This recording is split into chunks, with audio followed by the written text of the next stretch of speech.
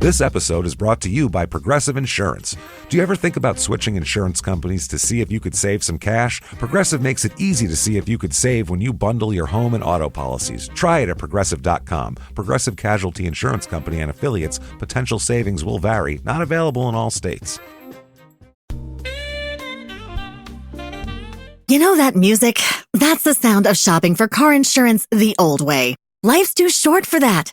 Jerry makes car insurance easier. Open the app, answer a few questions, and Jerry pulls up to 20 quotes from top insurers.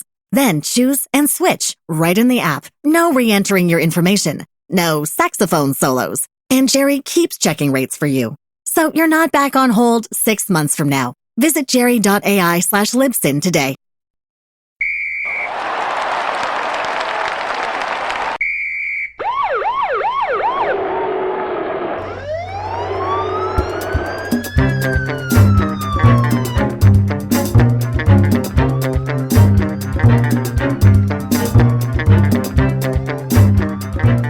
Hello, everybody, and welcome back to Crime in Sports.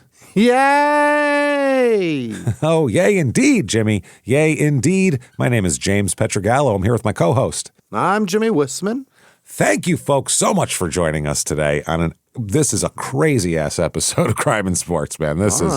It's murderous, it's awful, it's nasty, and it's probably going to be a multiple-parter here. It's crazy stuff about a guy we've never heard of. I can't wait to get into this. Before we do, though, head over to shutupandgivememurder.com. Get your tickets for live shows for Small Town Murder. You are going to want those. Milwaukee on the 18th of September is about sold out. So if you maybe an individual ticket here or there, I don't even know if there's any pairs left. Hurry up. To get in there. Minneapolis the night after, though, the State Theater on September 19th. Get your asses in there.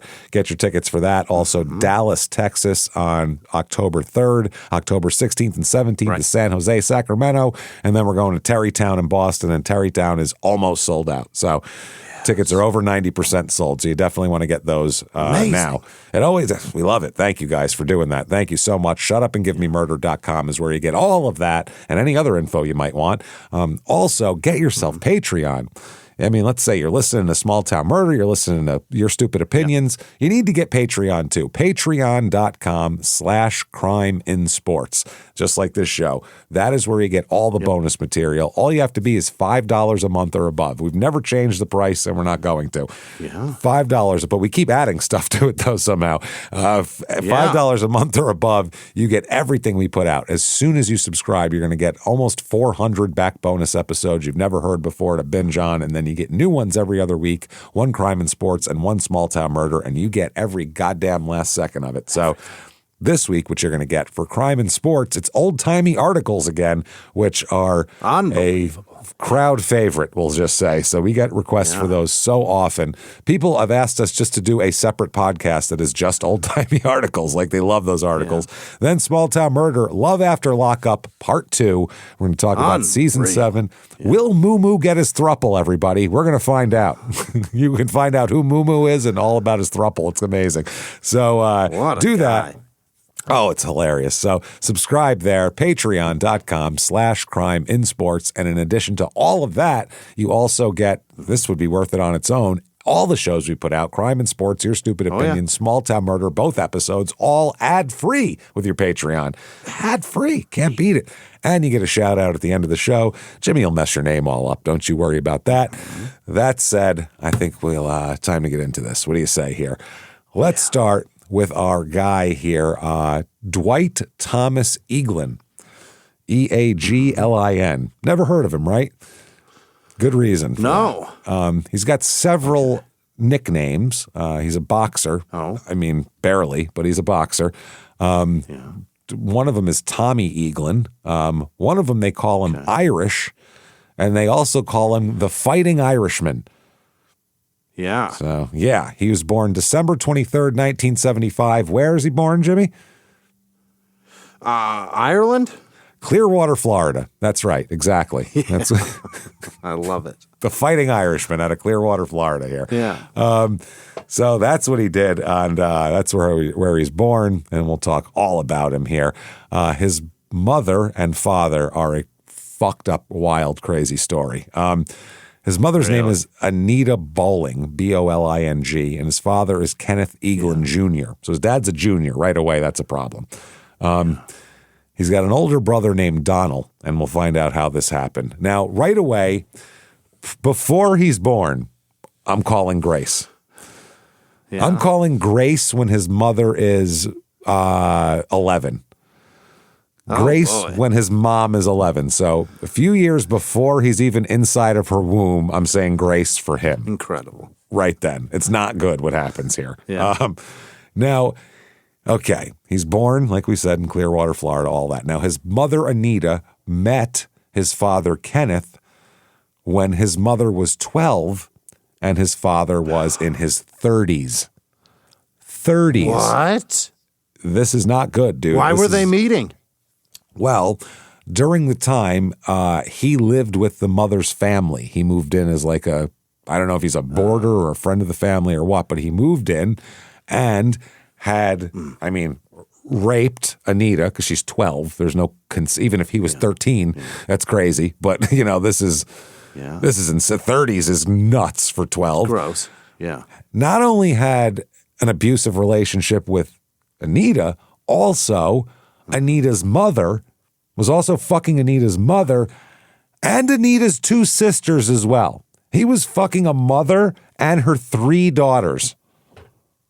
Not sure the age of the sisters. He's having sex with every woman in the house. Every woman he's like the house rooster. He's his job is to. Every female in the house. Let's not call them women. No, not women at all. Every female human in the entire house he is having sex with. Boy. Whether legal in the eyes of the law or not. He is crazy. Right.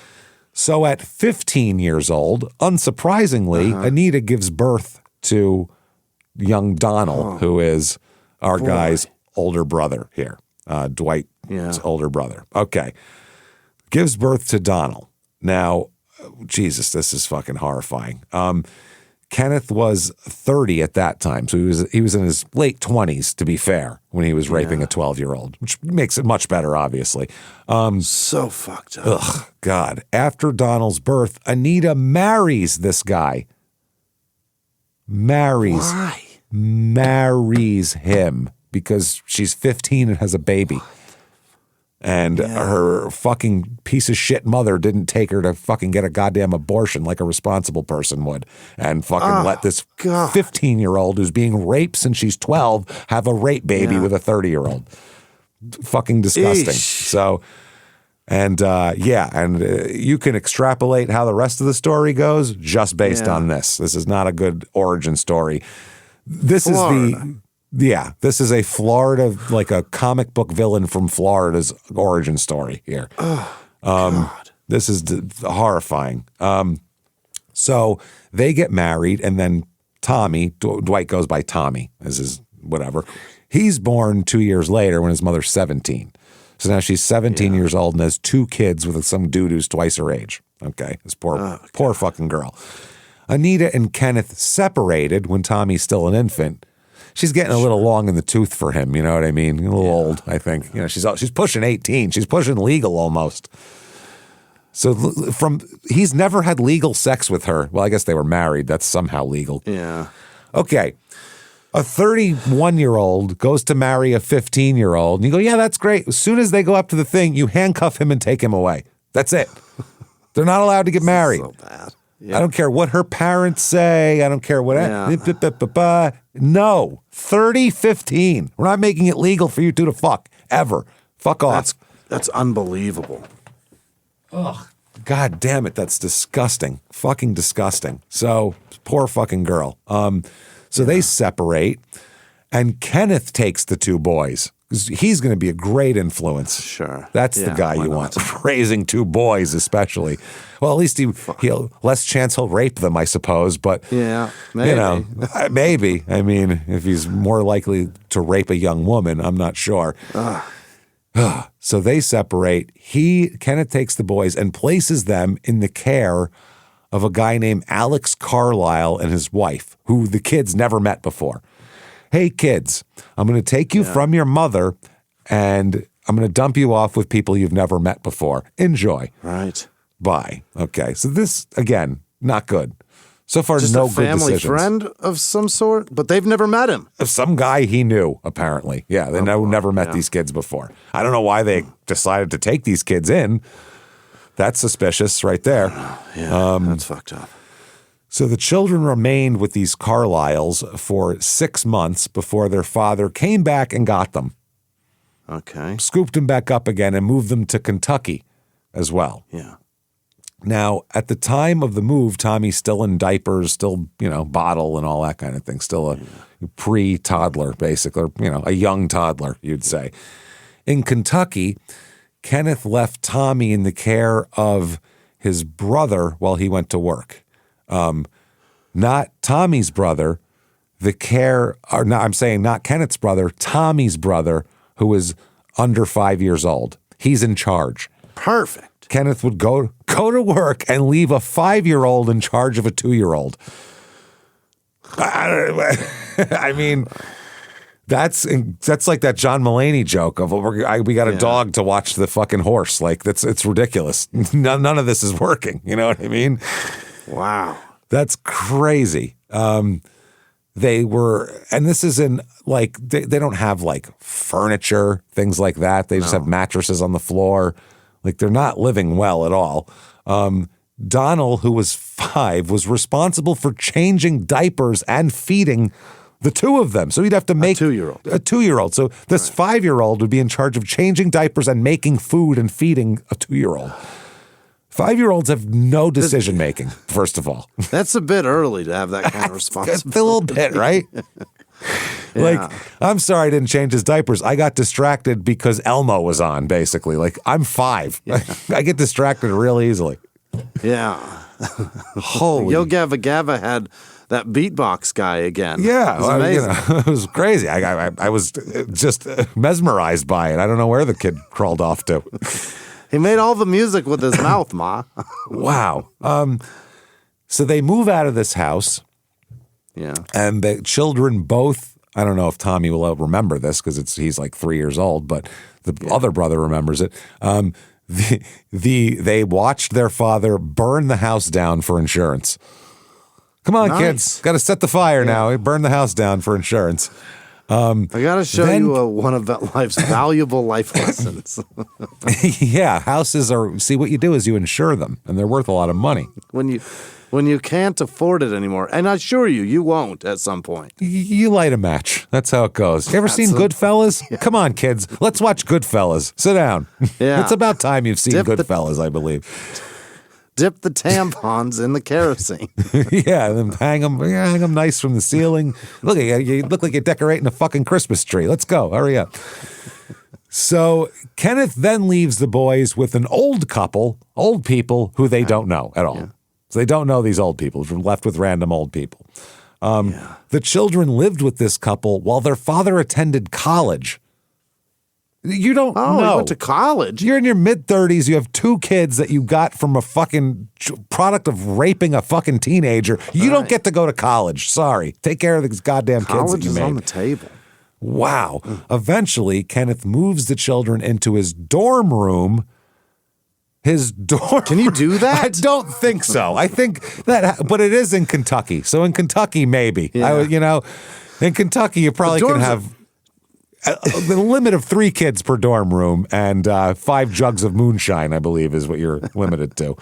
Dorms are shared living space. Yes. You've got like a roommate from Kansas. Imagine you're a drunk college kid at 2 a.m. and you're going to throw up what you've been drinking out of whatever keg, and there's a 5-year-old in there, so you can't use the bathroom. What the fuck? Why is there a child here? Finding pacifiers places? Bath with his duckies, yeah. Yeah, like what the fuck is happening here? This is at Pikeville College in Pikeville, Kentucky. Mm-hmm. Yeah, that sounds like rural Kentucky. I would assume you're gonna have to let a kid in once in a while when you're dealing with rural Kentucky, probably. Yeah. So Tommy was about, he's in his 2, 3 at this time. He's in that toddler age still. he would leave. This is in a dorm room. He would leave the kids alone in the dorm room while he attended classes during the day. Wow. They just have free run of the dorm, and the 5-year-old, Stay here, of course, kiddos. Daddy be home. in charge of the 2-year-old. Clearly, Yeah. They were also left in the family car during his 8-hour work shifts during the evening. He'd just leave them in the car. I have nobody to watch these kids. I just leave them in the car. They have nowhere to go. No. You ever been left in a car for hours at a time when you were a kid? Yeah. It sucks, doesn't it? Not hours, but certainly minutes, dozens of them. It's horrible.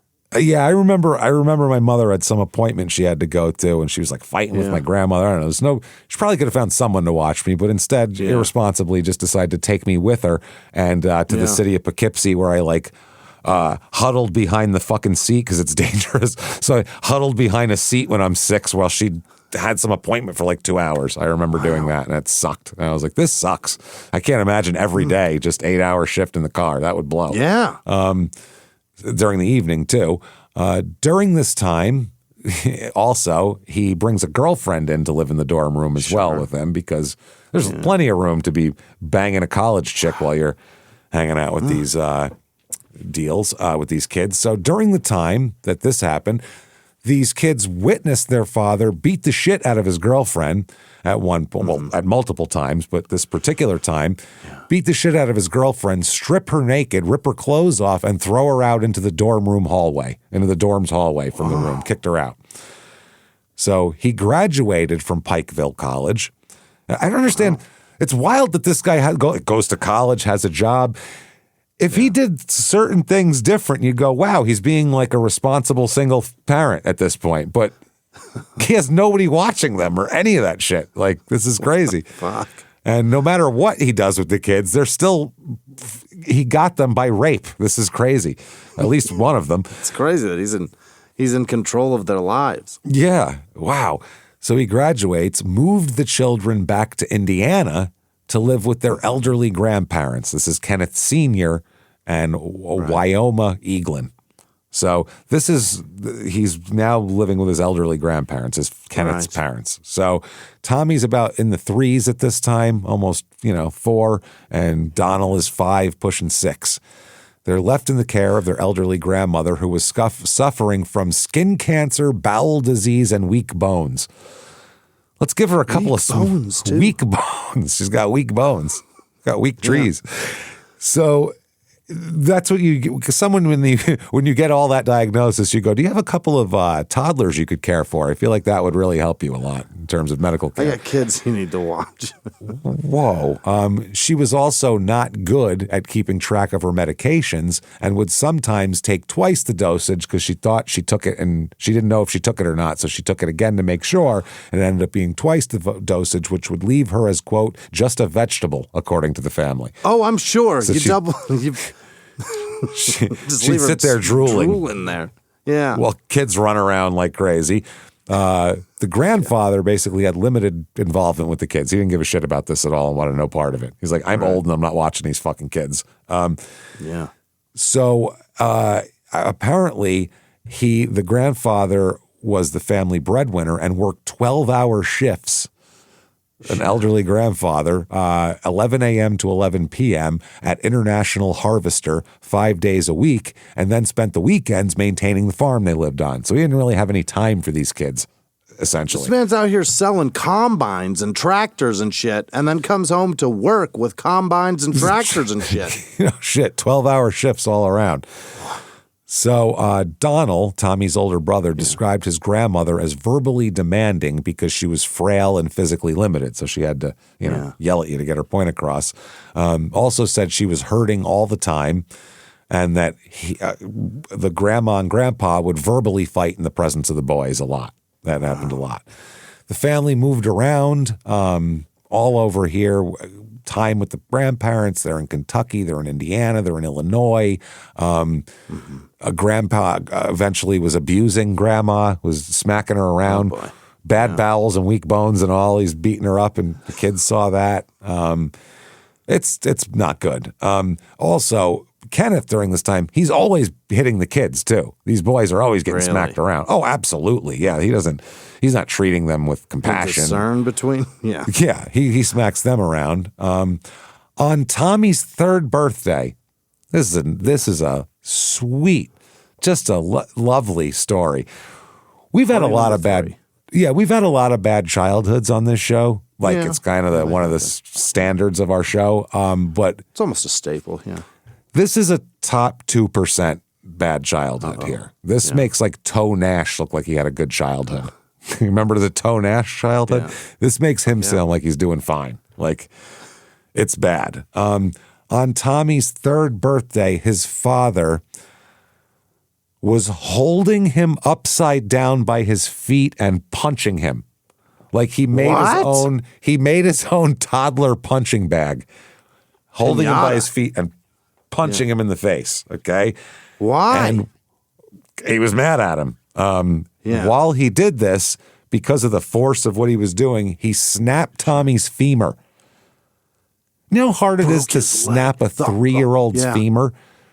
3-year-olds are made of rubber. A 3-year-old's is a little easier. No, it's harder. They're made of rubber. Their bones aren't even solid yet. Oh. They're made of fucking rubber. That's why you don't see a lot of 3-year-olds with casts on. They're walking around falling. All they do is fall. Yeah, right. But their bones are made to not break when they're that age because all they do is fall. Otherwise, the kids would have constant broken bones. They'd be in a body cast by the time they were 5. So to break and the femur's your strongest bone. So that's the strongest one. To break a 3-year-old's femur must be insanely hard to do, I would think. It's not even that long to snap. They're tiny. Those fat little legs. Yeah. That's it. Yeah.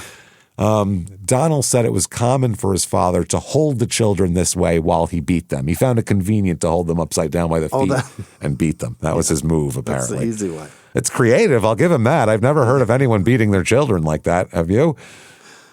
I've never. Dangling a child and speed bagging him now. No. You'd think he would find a place to like hang them to do that. You know what I mean? Like a speed bag rack rather than having to hold them up by the feet. After a while, that would be tiring. The children were hit.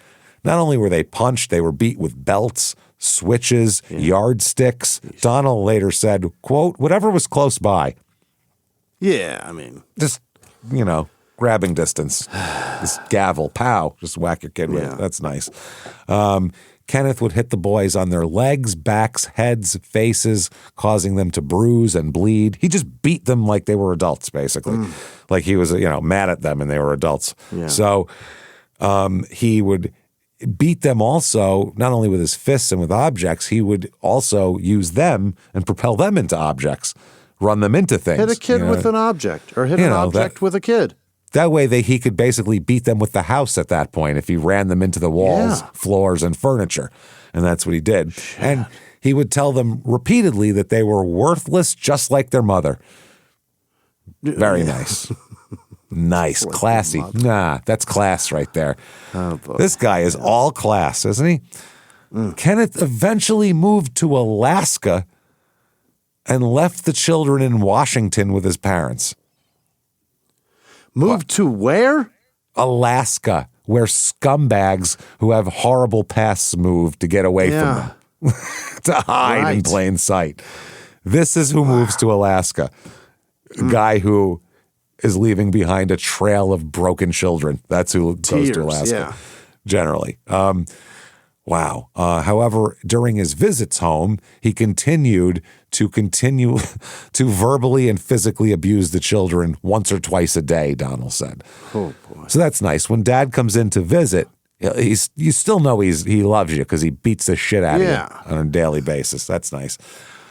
Wow. According to Donald, quote, the violence progressed over time. The older we got, the harder we got hit. And the children never had any contact with their mother, by the way. I'm sure. Up at this point. They were left to understand from what their father told them that their mother was, quote, well, number one, worthless, obviously, from what we said before. Yeah. But also, quote, a whore and a dope addict as well. Oh. A worthless dope addict whore, I believe, is how he's going to phrase that. Wow. And when she was upset with the boys, Wyoma, grandma, would tell them they were just like their mother as well. That was a common thing they heard. A useless dope addict whore. Yeah, a worthless dope addict whore, just like your mother. Yeah. You're little whores as well. At one point, Donald sought out his mother, took Tommy over to their maternal grandmother's house to see her. Upon their arrival, their mother sent them home, afraid they'd be punished, and the children were beaten when they were home. She said, "You're going to get in trouble. Get out of here. Your father's going to be so mad." And when the father found out where they were, he beat the living shit out of them. Sure.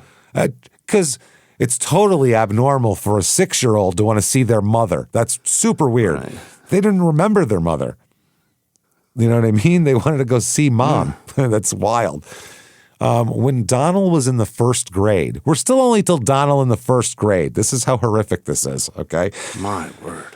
His father returned and took the boys, both of them, to live with him in Illinois with his third wife, Gloria.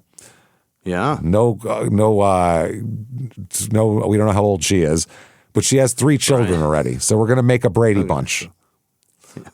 Almost. A 5-kid, violent, abusive Brady Bunch here. Imagine if Mike came home from the architect office, like threw his blueprints down and just punched Jan right in the fucking mouth and started fucking kicking Bobby and grabbing him by the feet and beating him. How crazy would that have been?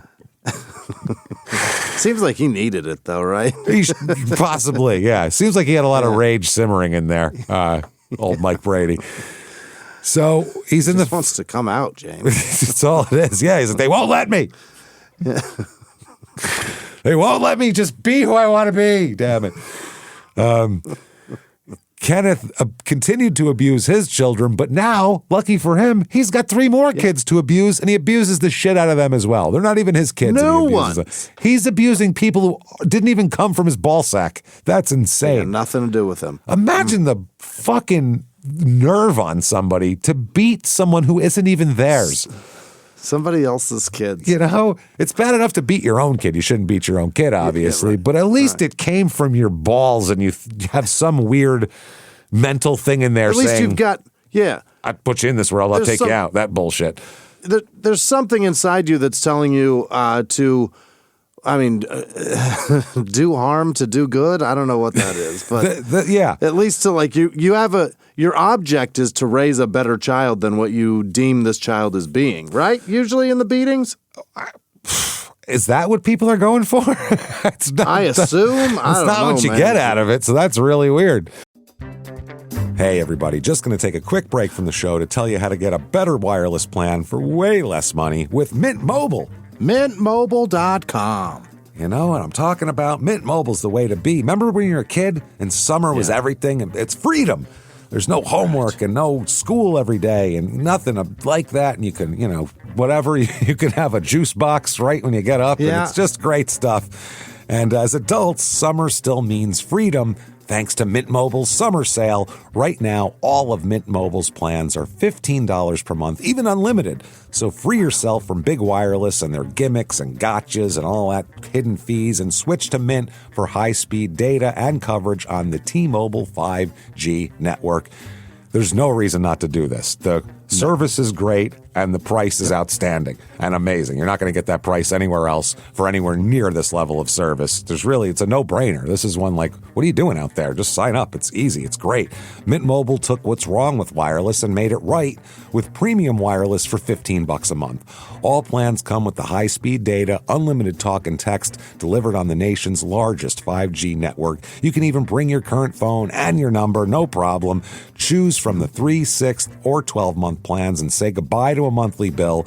Ditch overpriced wireless with Mint Mobile. It's so easy. Sign up online and get 3 months of premium wireless service for $15 a month. Outstanding. To get your new wireless plan for just $15 a month, go to mintmobile.com/crimeinsports. That's mintmobile.com/crimeinsports. Cut your wireless bill to $15 a month at mintmobile.com/crimeinsports.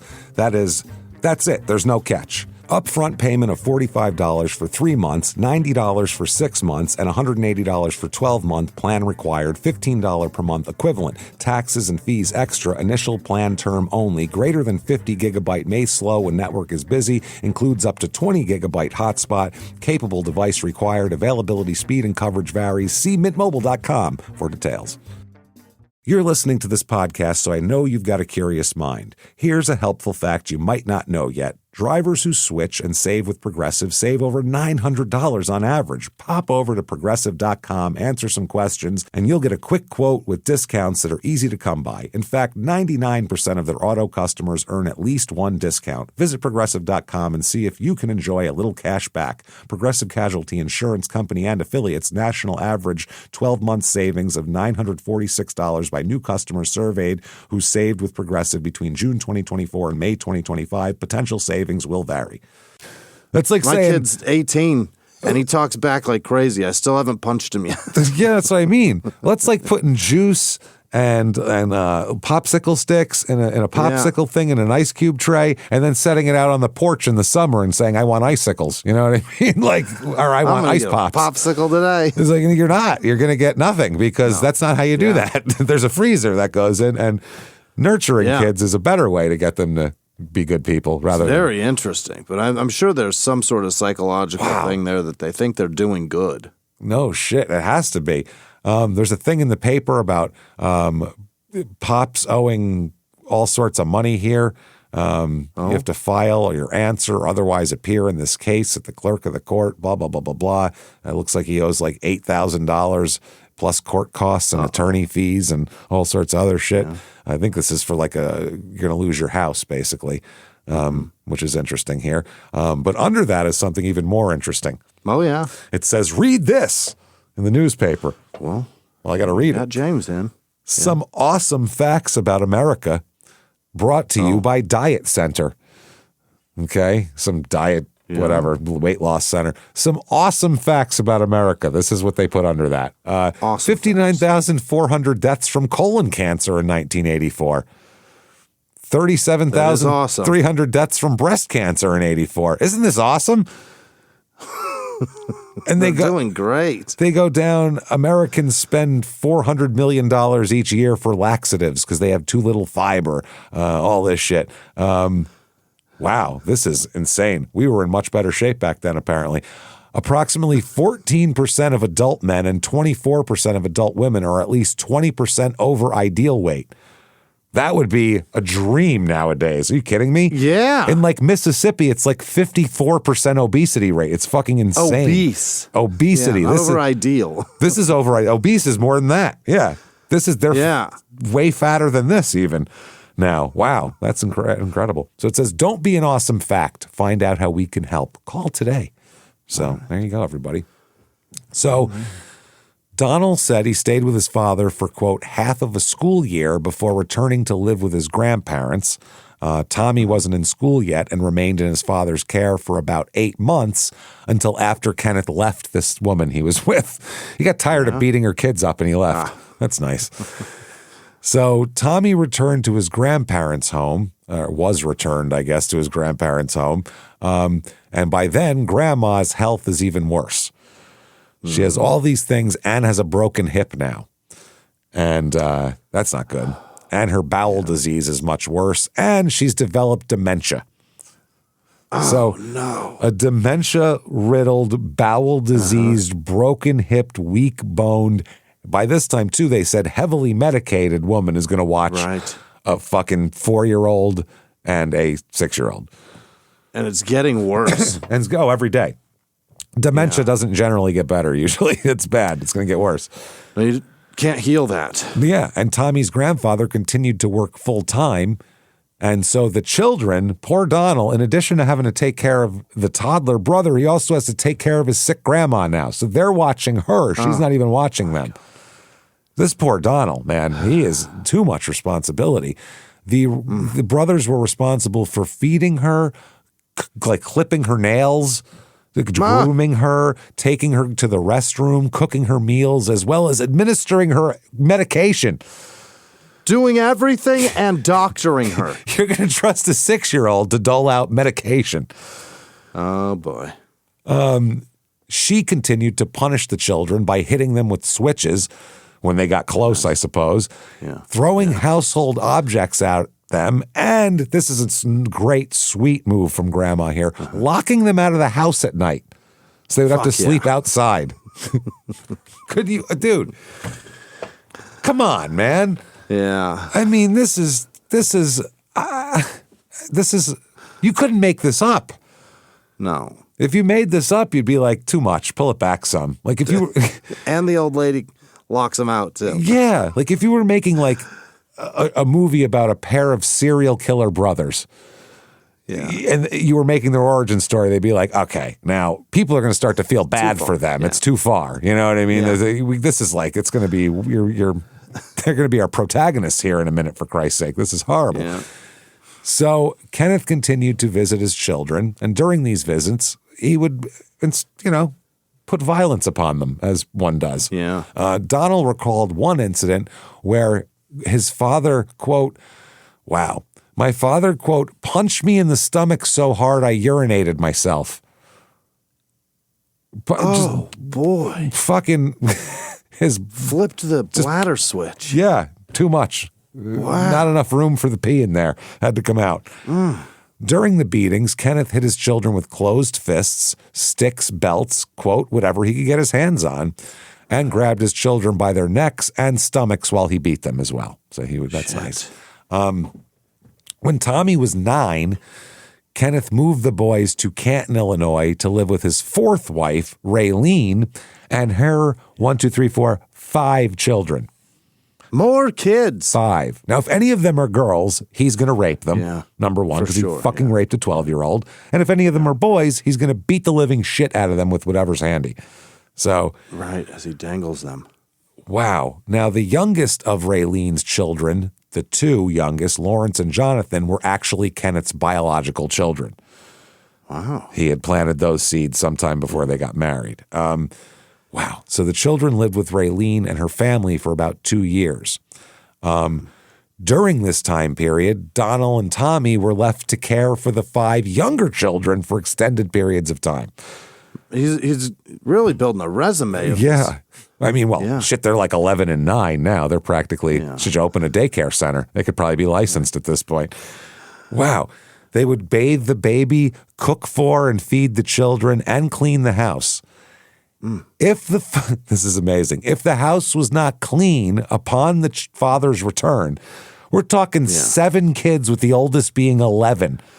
If you leave 7 kids, the oldest being 11, in a house for 15 minutes and it's still standing when you come home, victory. I got a feeling it's not going to be well cared for. Well, if it wasn't cleaned to Kenneth's specifications, he would beat all the children when he got home. Everybody's getting all of them. All 7 would get an ass whooping because the house wasn't perfect. I think you're kind of setting them up for failure there. Kenneth continued to abuse these kids.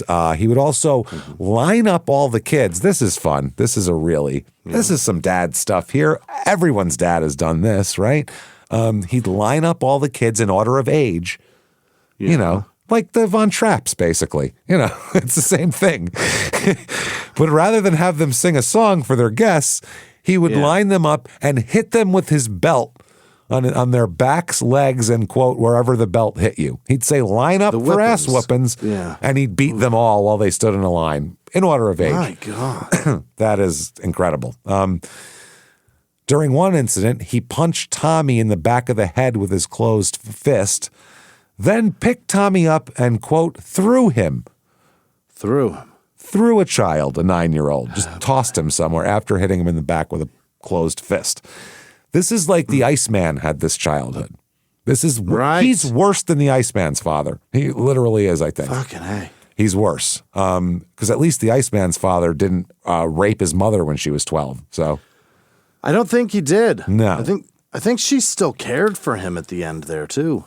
I think so. Yeah. The mother, because she was, imagine where she came from, what horrible abuse Iceman's mother came from, to be like, this is fine. Oof. You can beat me and the kids. It's fine.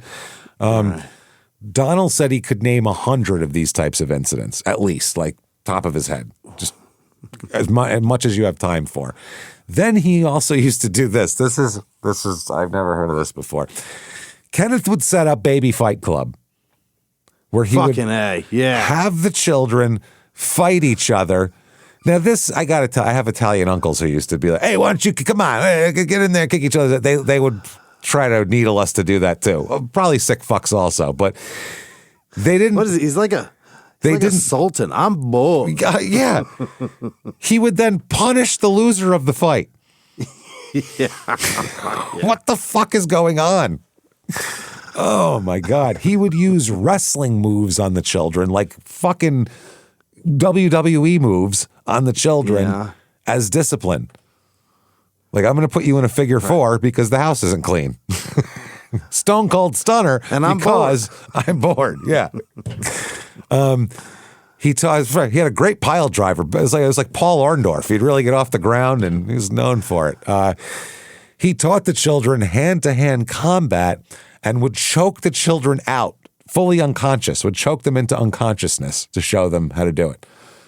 Oh my! I mean, are they training to like be like people who like live in the fucking in the tunnels in Vietnam or something? Like, what is he training? Is he Willem Dafoe in fucking Platoon? Is that what we're talking about? That's what it sounds like. This bores me. This bores me. Fight the children. This bores me. Bring me 2 children to compete in combat. So he would throw them against furniture, walls, and floors. Donald and Tommy were beaten daily if their rooms weren't up to snuff. Sure. Yeah. He would come home late when the boys were sleeping, pull them out of bed, and beat them. They're sleeping. Wake up. What's going on? Pow. Just start popping the kid in the face. That's insane. The beating. Time to fight. They said the beatings would last a long time. Like, he'd wake them up, beat them for 20 minutes, and then put them back to bed. According to Donald, Tommy was the most beaten child because Tommy would take responsibility for what the other kids did in the house. So if someone did something, they'd say, "Who did this?" He'd say, "Me. I did it." I did it. Which is what you do if you've been abused your entire fucking life. At some point, you go, "I'm not me. That's who did it. Go ahead and hit me. What are you going to do? Fuck it. I'm not. What are you going to do? Hit me worse than you did yesterday?" Like, that's... I don't know. This guy might.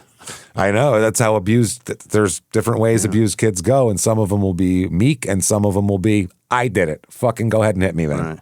Get it over with. What are we doing here?" Shit. So, Donald said, even though Tommy was much younger than me, he, quote, thought he could take it better than me. Like, he's realized he takes a good ass whooping. Yeah. Which is how... glass jaw. I can take it. I can take it, though, which is, I guess, how fighters are made. I said one way to do it. Yeah. November 3rd, 1986.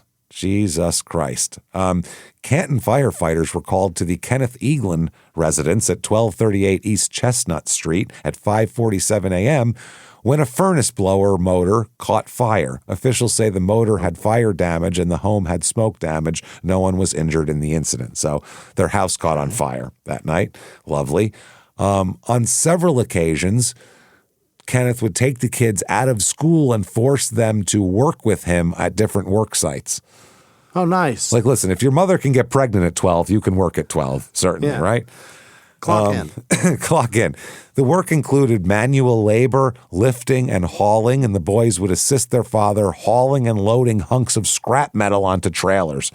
Oh, they're scrapping? Jesus Christ. This is a college graduate, I thought. What the fuck are you doing? Yeah, why has he got this job? Childhood records document periods of, this is for Tommy, depression, crying, irritability, head banging, impulsivity, starting at age 10.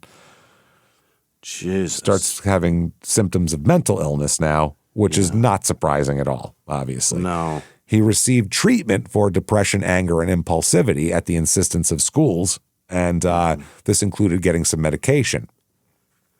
Now, this is what's known as the last beating here, okay? The last time Kenneth beat Donald, he wrapped his belt buckle around his fist and punched Donald repeatedly in the head. This is sick. Okay, yeah. Like, you wouldn't, who would you do that to? Like, if, somebody like tried to rape your wife in the bathroom or something of a bar, you'd take and go clock the guy. Like, what else? What other, this is crazy,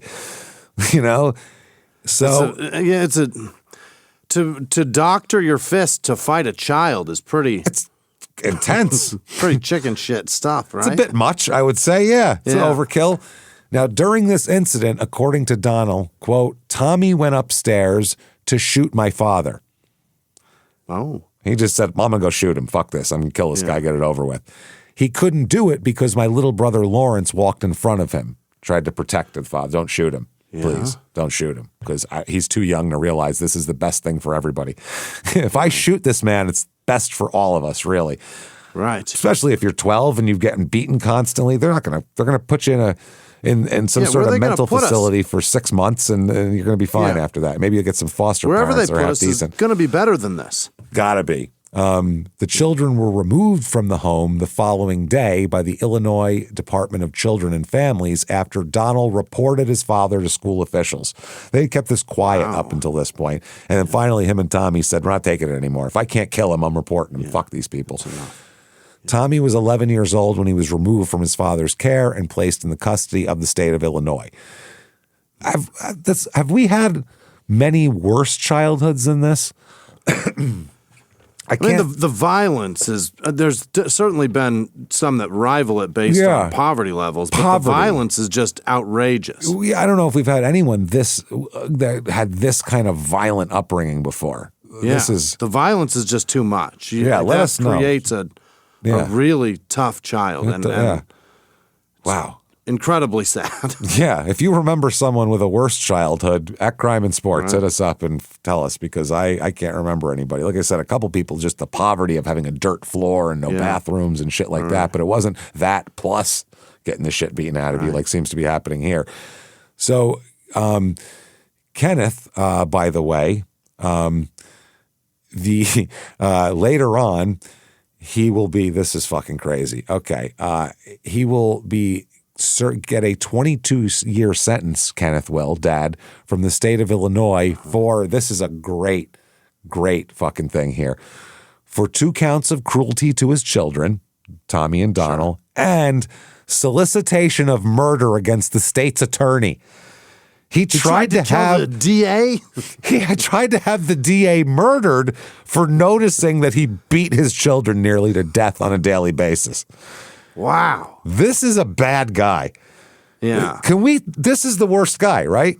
Like, I'd rather hang out with Ted Bundy than this guy. Wouldn't you? Pretty bad guy. I can't think of honestly, was John Wayne Gacy this bad of a guy? Like, this is crazy. I don't even know who's worse to children. Yeah.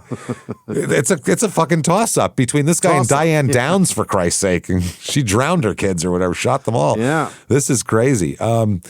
Holy shit. So Kenneth was married. Wow, this is crazy. So Kenneth admitted that he broke Tommy's leg when he was a young child when he was, the way he put it, correcting him. I was correcting him. Okay. Yeah. That'll do it. That's wrong. Yeah. That's Jesus Christ. Kenneth, at this point, by the way, has been married 4 times and has 10 biological children at the time of this hearing, because this is the, he goes to the school, the state goes after Kenneth and files charges, and then he tries to have the DA killed, and then they add an extra charge that gets you way more time. So that was dumb. 10 biologicals. 10. He's got 10. Shit. Wow. So Kenneth is now going to be in jail. Now we enter the foster care institutions and mental health facilities of our country here. Yeah. Okay. Richard Winkler, Dick Winkler. He's got Dick and Wink in his name at the same time. Yeah. Old Winky here. Dick Winkler. Jesus. Henry's dad. A licensed clinical professional counselor and school psychologist here, worked with the Department of Children and Families in Illinois for 27 years. He was Tommy's DCF case manager upon his placement in a residential treatment at the Nachusa Lutheran Home. Sure. Tommy went through 5 foster care placements consisting of traditional and specialized foster care prior to entering residential care. So they tried to put him in foster care. He lived with 5 goddamn families and apparently wasn't working. Wow. According to Winkler, Tommy was placed in residential treatment, quote, due to the multitude of foster care placements, all of which were fairly short-lived. I think his longest placement was 10 months. I believe his first home was about a 6-month duration placement, then maybe a 4-month, a 3-month, a 10-month, a 3-month. Just months and then moving into, it's always temporary. It's always, his whole life is temporary, which for him is what he's used to. Yeah. Like I've talked about this before. I moved a million times when I was a kid. I have to stop myself from fucking moving all the time. I have to have Sarah there going, we're not moving. And I go, okay. I get the itch to move all the time. Hey, let's move. Let's sell our house and move. And it's like, no, we're not doing that because my brain wants to just keep going. We have to keep going. We have to get out of here. Fuck out of here. Can't be comfortable. It's too comfortable. Let's go. Pack our shit up. That's comfortable. Yeah. So... Life's too predictable now. That's too weird. I've gotten over that a little bit now. I'm starting to, just from Sarah going, no, stop it. And I go, okay, yeah, you're right. And then I stop. So around 13, he's placed into the residential treatment at the Nachusa Lutheran Home, which is a facility for juveniles removed from families or in trouble. During the diagnostic evaluation, the psychologist diagnosed him with cyclothymic disorder. What is that? A childhood mood disorder involving rapid cycling between near manic and depressive states. So kitty bipolar is essentially what it is. Bipolar for teens. Hey, there you go. Have it too. Teens can have it too. This was viewed by experts as consistent with and a precursor to his adult bipolar diagnosis. So that's what it is, kitty bipolar. He was also noted to have emotional problems, adjustment disorder, and some indications of antisocial, asocial tendencies. How would he not have those things? Right. How would you not either want to back away or hate everybody, not trust them too? Though later experts distinguished impulsivity tied to mood disorder and trauma from full antisocial personality disorder in childhood. So they kind of separated it out later. Now, November 1989, Tommy is admitted into the residential program at Nachusa a month after his initial assessment. At the time, he's identified by DCF as having emotional problems, specifically adjustment disorder. That's not okay. I thought that was attachment. It's adjustment disorder and a disturbance of conduct and emotion. He probably has attachment disorder too, I would imagine, just based on the fact that he was ripped away from his mother immediately and then never was cuddled or loved, or he had a fucking 4-year-old caring for him. There's no way that he could. Right. So that's not good for kids. In January 91, he successfully completed the Nachusa program and was placed in traditional foster care with the Winge family, W-I-N-G-E, or Wing, either one. Now, Dick Winkler explained that it was significant that Tommy graduated into traditional care from the Nachusa Residential Center there. That's how this goes. You start here, we get you ready for this, you move to that, and then hopefully you graduate and you are 18 and not the state's problem anymore till you kill somebody, and then we'll get you back again. And then we'll deal with this again later. Rinse and repeat for tons of unwanted fucking children here. So Tommy had to achieve various goals involving social interaction, behavior, school achievement, and anger management before he would be allowed to leave Nachusa, and he successfully completed all the requirements. He was apparently highly motivated to live with this family and was very close to Lori Winge, the mother. Was very close to her. He liked this. Dying for a mother. I mean, good Lord. Dick Winkler observed that Mrs. Winge was probably the mother that Tom never had. So that's what he needed. However, Tommy, what they called, relapsed while he was with the Winge family and was sent to the Dixon group home. So he had an upticking of his problems. He still has mental problems, emotional problems, and he's not fixed. He's been being bashed in the head constantly since he was a toddler also. Yeah, there's probably some brain damage based on history, but also, I mean, his everything of his maturity level is going to be taken backward, as you know the word, but there's a problem. It's gonna it's always gonna be some sort of remission for him too, where he's gonna go back into what he was doing, and it's gonna happen here. It just never stopped here. He eventually returned to the Winge home prior to his discharge from the group home. Even after that, though, his behavioral problems never really stopped. His counselor said he has a history of sabotaging a good thing, which I totally understand. Yeah. That I get. Self-saboteur. Yeah. That I understand. And for him, it's that these are unfamiliar feelings to feel good and to feel secure. Yeah. So you got to fuck that up because it's not normal to you.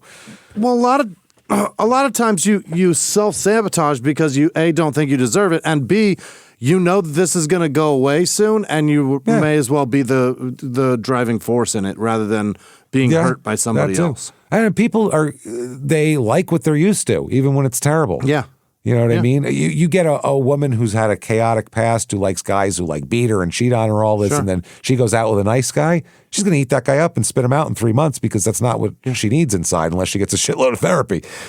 You know what I mean? She's going to be like, well, I know this is better for me, but he hasn't hit me at all. Hey, I've got the campaign brief ready, built from last quarter's data and the competitive landscape. Approved. Oh, agents, where would we be without you? Somewhere with a lot more tabs open. Create your first Monday agent in minutes at monday.com. And I'm used to that. So that's not good. It's the same type of thing. They said that he had a history of sabotaging a good thing and, quote, pushes people away because he figures they're going to leave him anyhow, so why get real attached? That's all he's ever had. And I'd rather be the cause of it than allow them to get the satisfaction. Well, at least then you have some control over things. Yeah. That's the thing. I think that's why I want to move, because now I can move and I'll choose where to move rather than just being moved in the middle of the night. Yeah. So Dick Winkler testified that at Nachusa, Tommy, quote, tended to cycle in and out of depressive moods quite often. And it was a very rapid kind of cycling. An insignificant event could happen. He might get disciplined for not doing a chore, for doing a chore improperly, and he would immediately go into like a depressed mood. They said in his 25 years of working with children in DCF care, Tommy's case was exceptional given that it was one of the more severe cases of physical abuse, and looking back on it, emotional abuse. Given the physical abuse, given how much he was essentially terrorized by his biological father. So this is 25 years working with the most fucked up kids in the state of Illinois, and he's at the top of the list of people who've had it the worst. Right. This is not good. A guy named Tom Schwamberger worked with Tommy at Nachusa, and Nachusa contained a campus, a school in the thing here, facility, which was referred to as the Nachusa Diagnostic Center. According to this Schwarmberger guy, most of the children at Nachusa had emotional problems, but Tommy's emotional problems were, quote, different from a lot of the kids. His emotional outbursts, the way he would do them, would be full fucking meltdowns. He said it reminded him, Schwamberger said it reminded him of the meltdowns he witnessed in his autistic son. He has an autistic son that has meltdowns, and Tommy's are the same thing, he said. He has the same kind of meltdowns where it's just all out, outside world doesn't exist anymore, meltdown. Tommy might have some undiagnosed issues? No, he's just saying that that's the only time he's seen something so severe is from an autistic child. So that's how severe this is of a meltdown. That's a lot. Yeah. They said he was inconsolable when this would happen. Now, you just have to let him cry it out or wear it out. He also suffered from depression, and while he was in the facility here, that depression manifested in anger and rage. During the time at Nachusa, this guy says Tommy's emotional needs were never truly addressed. They said that the staff just put out fires with him, but weren't equipped to deal with the real underlying problems. They were just trying to keep him from ending up in prison, basically. Just kind of whatever, keep him penned in. The social workers that were available were primarily, responsible for completing paperwork, and they don't provide therapy. They just watch them. Children were placed in this facility either because they were taken away from their families or were just in trouble with the law. So this is like juvie, basically, type of thing. They also said Tommy was a likable kid who got along well with other staff members as well as the children. He was fine. He's a likable enough guy, but he had these outbursts and these problems. They said he was not one to basically stand for bullying in any level. Okay. Against him or anybody else. He's not having that shit. They said he stood up for the children who were bullied a lot. If anybody was getting bullied, he'd jump right in there and go, bully me, motherfucker. Let's go. Yeah. He's also very hyper and always making people laugh, they said. He's a very funny kid, has a lot of energy. They said that he was terrified of his father, and it was only at this institution that he learned that his father was in prison. He didn't even know his father was in prison. Had no idea? No, they just put him in there. They didn't tell him what happened to his father. So they finally, he said, where's my dad? And they said he's in prison for doing this and also threatening to kill the state's attorney, which you can't do. There's a lot of reasons, but yeah. Tried to hire a guy to kill the guy. So for the first time, he was provided with his mother's address. He's never had it? Never had it. He didn't know what it was. Mm-hmm. And he asked one of the social workers to help him mail a letter to her. Help me compose and mail a letter to my mom, basically. Take it easy. She's useless. Yeah, she's, don't forget, a whore also. Quite the whore. You missed that one.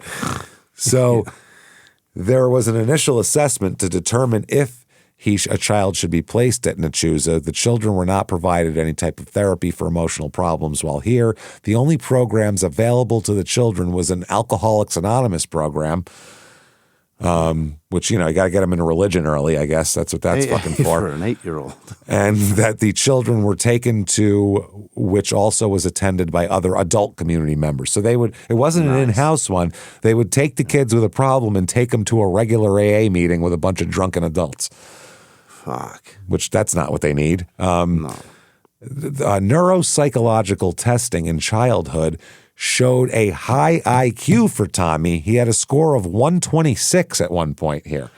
Is that right? Which is goddamn smart. Real fucking smart. Imagine if you'd have nurtured him rather than punched it. I mean, he probably had a 150 till you punched 25 points out of his fucking every punch. It was like Mario hitting the coin box. Ta-ching, ta-ching, ta-ching. Imagine. It's fucking 2 points, 2 points, 2 points every time. Poor kid could have been somebody. This is interesting. Later, experts later link the extensive early trauma and abandonment to post-traumatic stress disorder features and the development/exacerbation of bipolar disorder to try to explain what the fuck's going on with him. But intelligence isn't the problem here at all. That ain't it, right? His foster father described him as remaining relatively good-natured despite the abuse until high school when he fell in with the wrong crowd. Oh. Now you got to deal with the regular teenager shit. Right. So even if you have a kid that you've raised fine, haven't beaten, hit, his mom's not a useless, worthless whore, you haven't fucking, abused him constantly, hasn't been passed around everywhere, your kid can still be a pain in the ass just because he's in high school, and they start cutting up.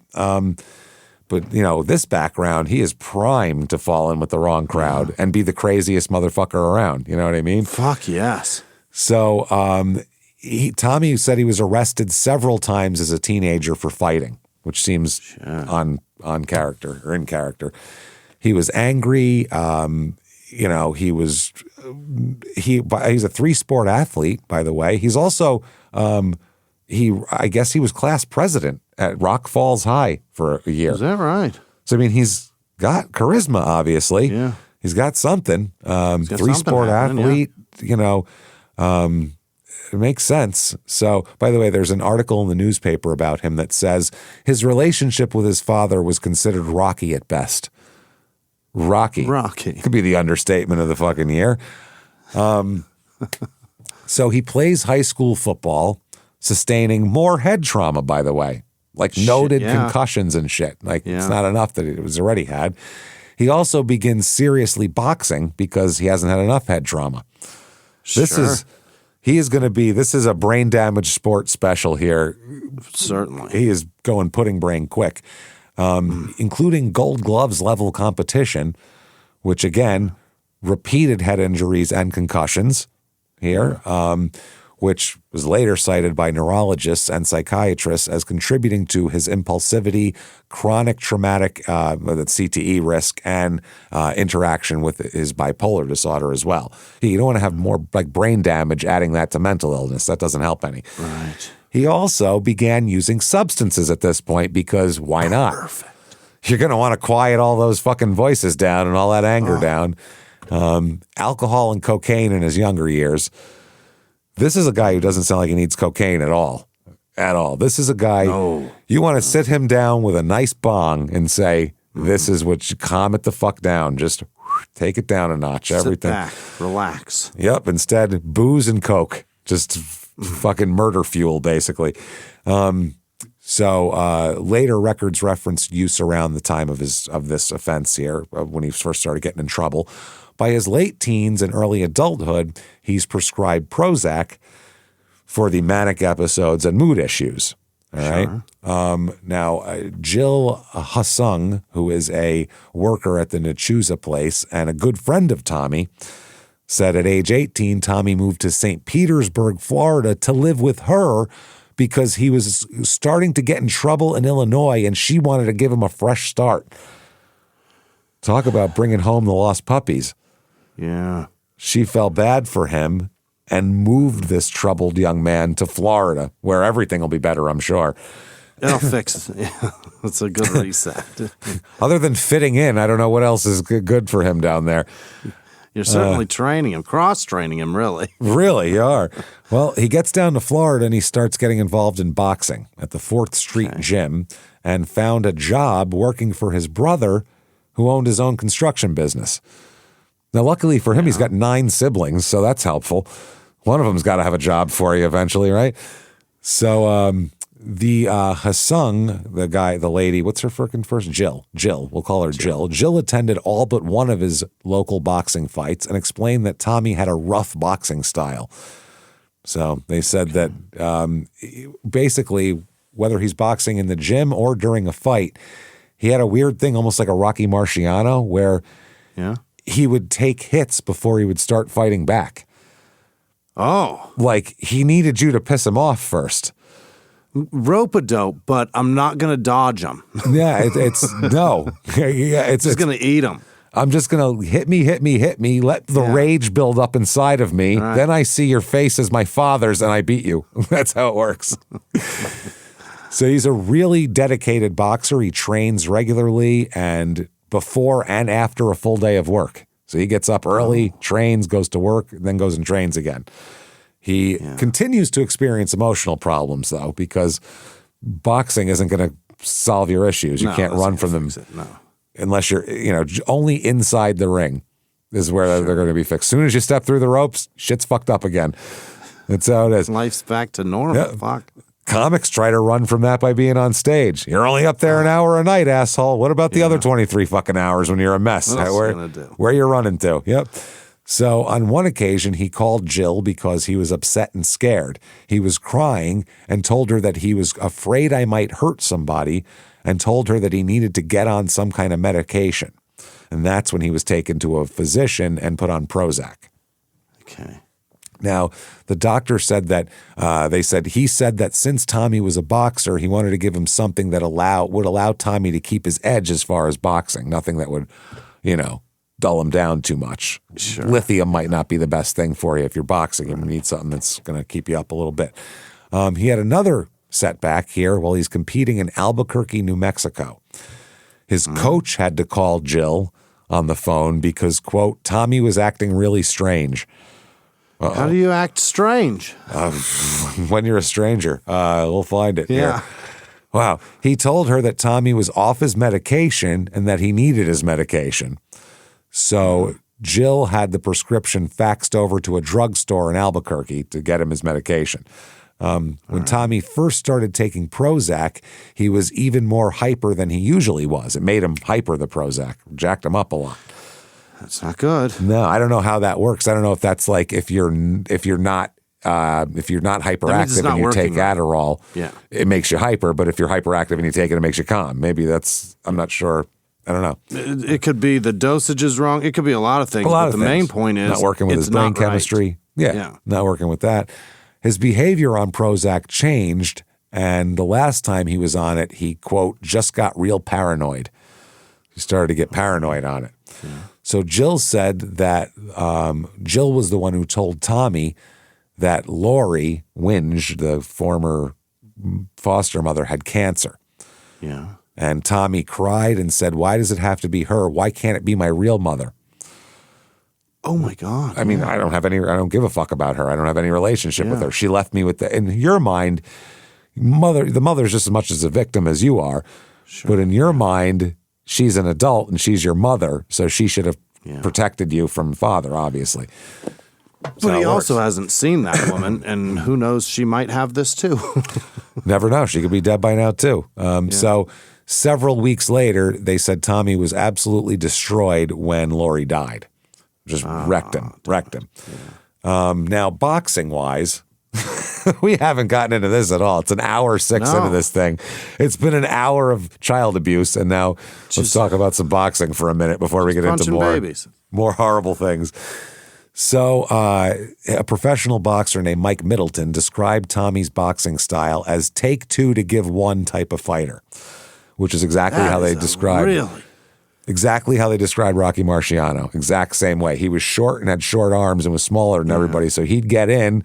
Didn't mind you hitting him twice if he could lay one good wallop on you. That was his style. And he could outlast you, essentially, and then break you down.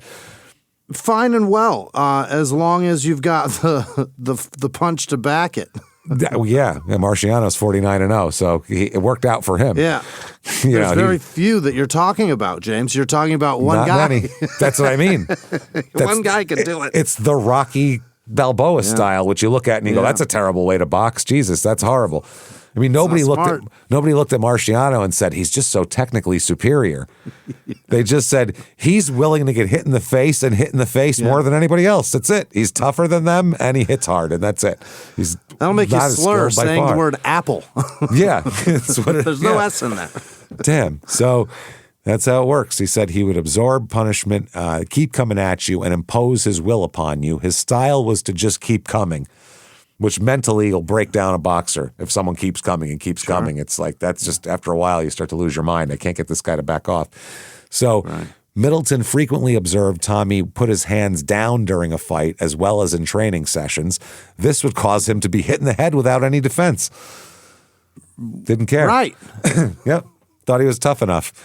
His assistant boxing coach and teammate explained that Tommy had a specific type of boxing style where he, quote, didn't really worry about defense. He just depended on his offense. That's worry about. Wow. It's like Hearns Hagler every fight with this guy, just opening up. They said Tommy was the type of boxer who, quote, does not care if he gets hit, and they just go straight forward and they don't care if they get hit. Tommy put his hands down during fights and was hit in the head more often than the other boxers I worked with. He just would get hit in the head constantly. Just blows that normally would glance off gloves. His gloves are down, so he's just taking extra hits to the head. Just eating them for no reason. Which is not smart, obviously. It's not sustainable, the guy said too. He said, listen, this is not sustainable what you're doing. You can't do this till you're 35. You're gonna have pudding brain. This is nuts. Yeah. This coach also shared a room with Tommy on several occasions while on the road, and he said Tommy would have severe nightmares every other night. He'd wake up screaming and like a night terrors, essentially horrible nightmares, whatever. Now, Brad Hasung, who I assume is Jill's husband, I guess, same last name, said Tommy's boxing style was crazy too. He attended most of Tommy's local matches and described Tommy's boxing style as the type of fighter that was willing to take 5 punches to get one, not just 2. Now he's taking more. He's taking a couple combinations now. According to Brad, Tommy would take an unusual amount of punches during these matches. The referees at the matches were aware of his style. Quote, they knew he could take a lot of punches, so they would allow Tommy to take the beating, the punches, knowing that he could withstand them and come back. Because normally when a guy gets hit 8 times unanswered, you step in the middle and ring the fucking bell. Yeah. That's it. When a guy, you know what I'm saying? Like 9, 10, 12 unanswered. Unanswered. Or undefended, yeah. But either, I mean, if the guy's knocking some of them away, but if he's just getting blasted in the face 12 straight times, you step in the middle of that for the general thing. But they knew Tommy, that was his style. If they stopped the fight, Tommy go, what the fuck are you doing? I had him just where I wanted him. That's where I needed it to be. Next time, 2 more punches, I was going to whale him. He was getting tired. I've already won. No shit. So the Hasung family, they had some connections and they helped support him and help steer him toward boxing earlier. Yeah. So he continues to suffer from these emotional and behavioral problems, though. He keeps taking Prozac. His illness is interfering with his emerging boxing career. and his attempts at managing his illness without medication are unsuccessful, as they normally are. If your brain chemistry is not right, you need something to fix the chemistry, period. You can't will your chemistry to be better. You know, people think they can just will their brains to do things, and your brain is a real complicated. If you go to start your car and it doesn't start, do you just, I'll crank the key harder and my willpower will start the car? Something's wrong. You know, what are you doing? Yeah. Yeah. So he won a Florida state championship in 1994. Oh. Now, as an amateur, he has a lot of amateur fights, but the only thing we can find on him is one amateur fight that we know of. But like we said, he had a ton of them. He won a state championship, for Christ's sake. This was on March 27th, 1994, against Jason Adams, who came in 0-1 for his career and left 0-2 for his career. So there you go. How about that? He beats him as a pro. He is Tommy Eaglin as well. So then he becomes a pro. April 29th, 1994 is his pro debut. He fights William Barriera, who comes into this fight 0-6. Fuck. Jesus Christ, man. Can you imagine being that bad at something and just continuing? You'd almost feel bad for the guy as you're pummeling him, wouldn't you? Like, why are you doing this? Why are you here? Just quit, please. Please quit, man, so I can stop punching you. This is it's so bad watching this. 2 minutes and 19 seconds, Tommy knocks him out. And this will be 0-7, and that's his last fight for this William Barriera guy. I think they're fighting at 147, by the way, I believe, weight class. This was a 4-round exhibition, but not exhibition, but a 4-round fight. Only goes 2 minutes and 19 seconds. So they said that these are easy knockouts. In his pro debut, he needed only 2 minutes and 19 seconds to take out Willie Barriera, while the other guy did, another guy knocked somebody out in 19 seconds. Not bad. Mm-hmm. May 10th, 1994, so less than 2 weeks later, he fights James Elliott, who's 1-0 coming into this career. Here we go, 1-0 versus 1-0. It's all happening now. This is at the Hammer Jacks nightclub, Jax. Nice. Hammer Jacks in Tampa. That's got to be in Ybor City. It fucking has to be. It's not fun. It's a gross place. I guarantee that. That sounds like something that would go down in Ybor City. For sure. What do you think the reviews are of that place? Oh, I hope it's still open, because your stupid opinions, we will be covering the Hammer Jacks. I doubt it's open, though. That X is very mid-90s. That's gone by now, has to be. It says Florida history, James. Yeah, history, because a lot of weird Hammer shit went down there. Yeah, it was. There's a lot of was going on in these descriptions here, so it's gone. Oh my God, you don't even want to see it. It's so 1990. Oh, I bet.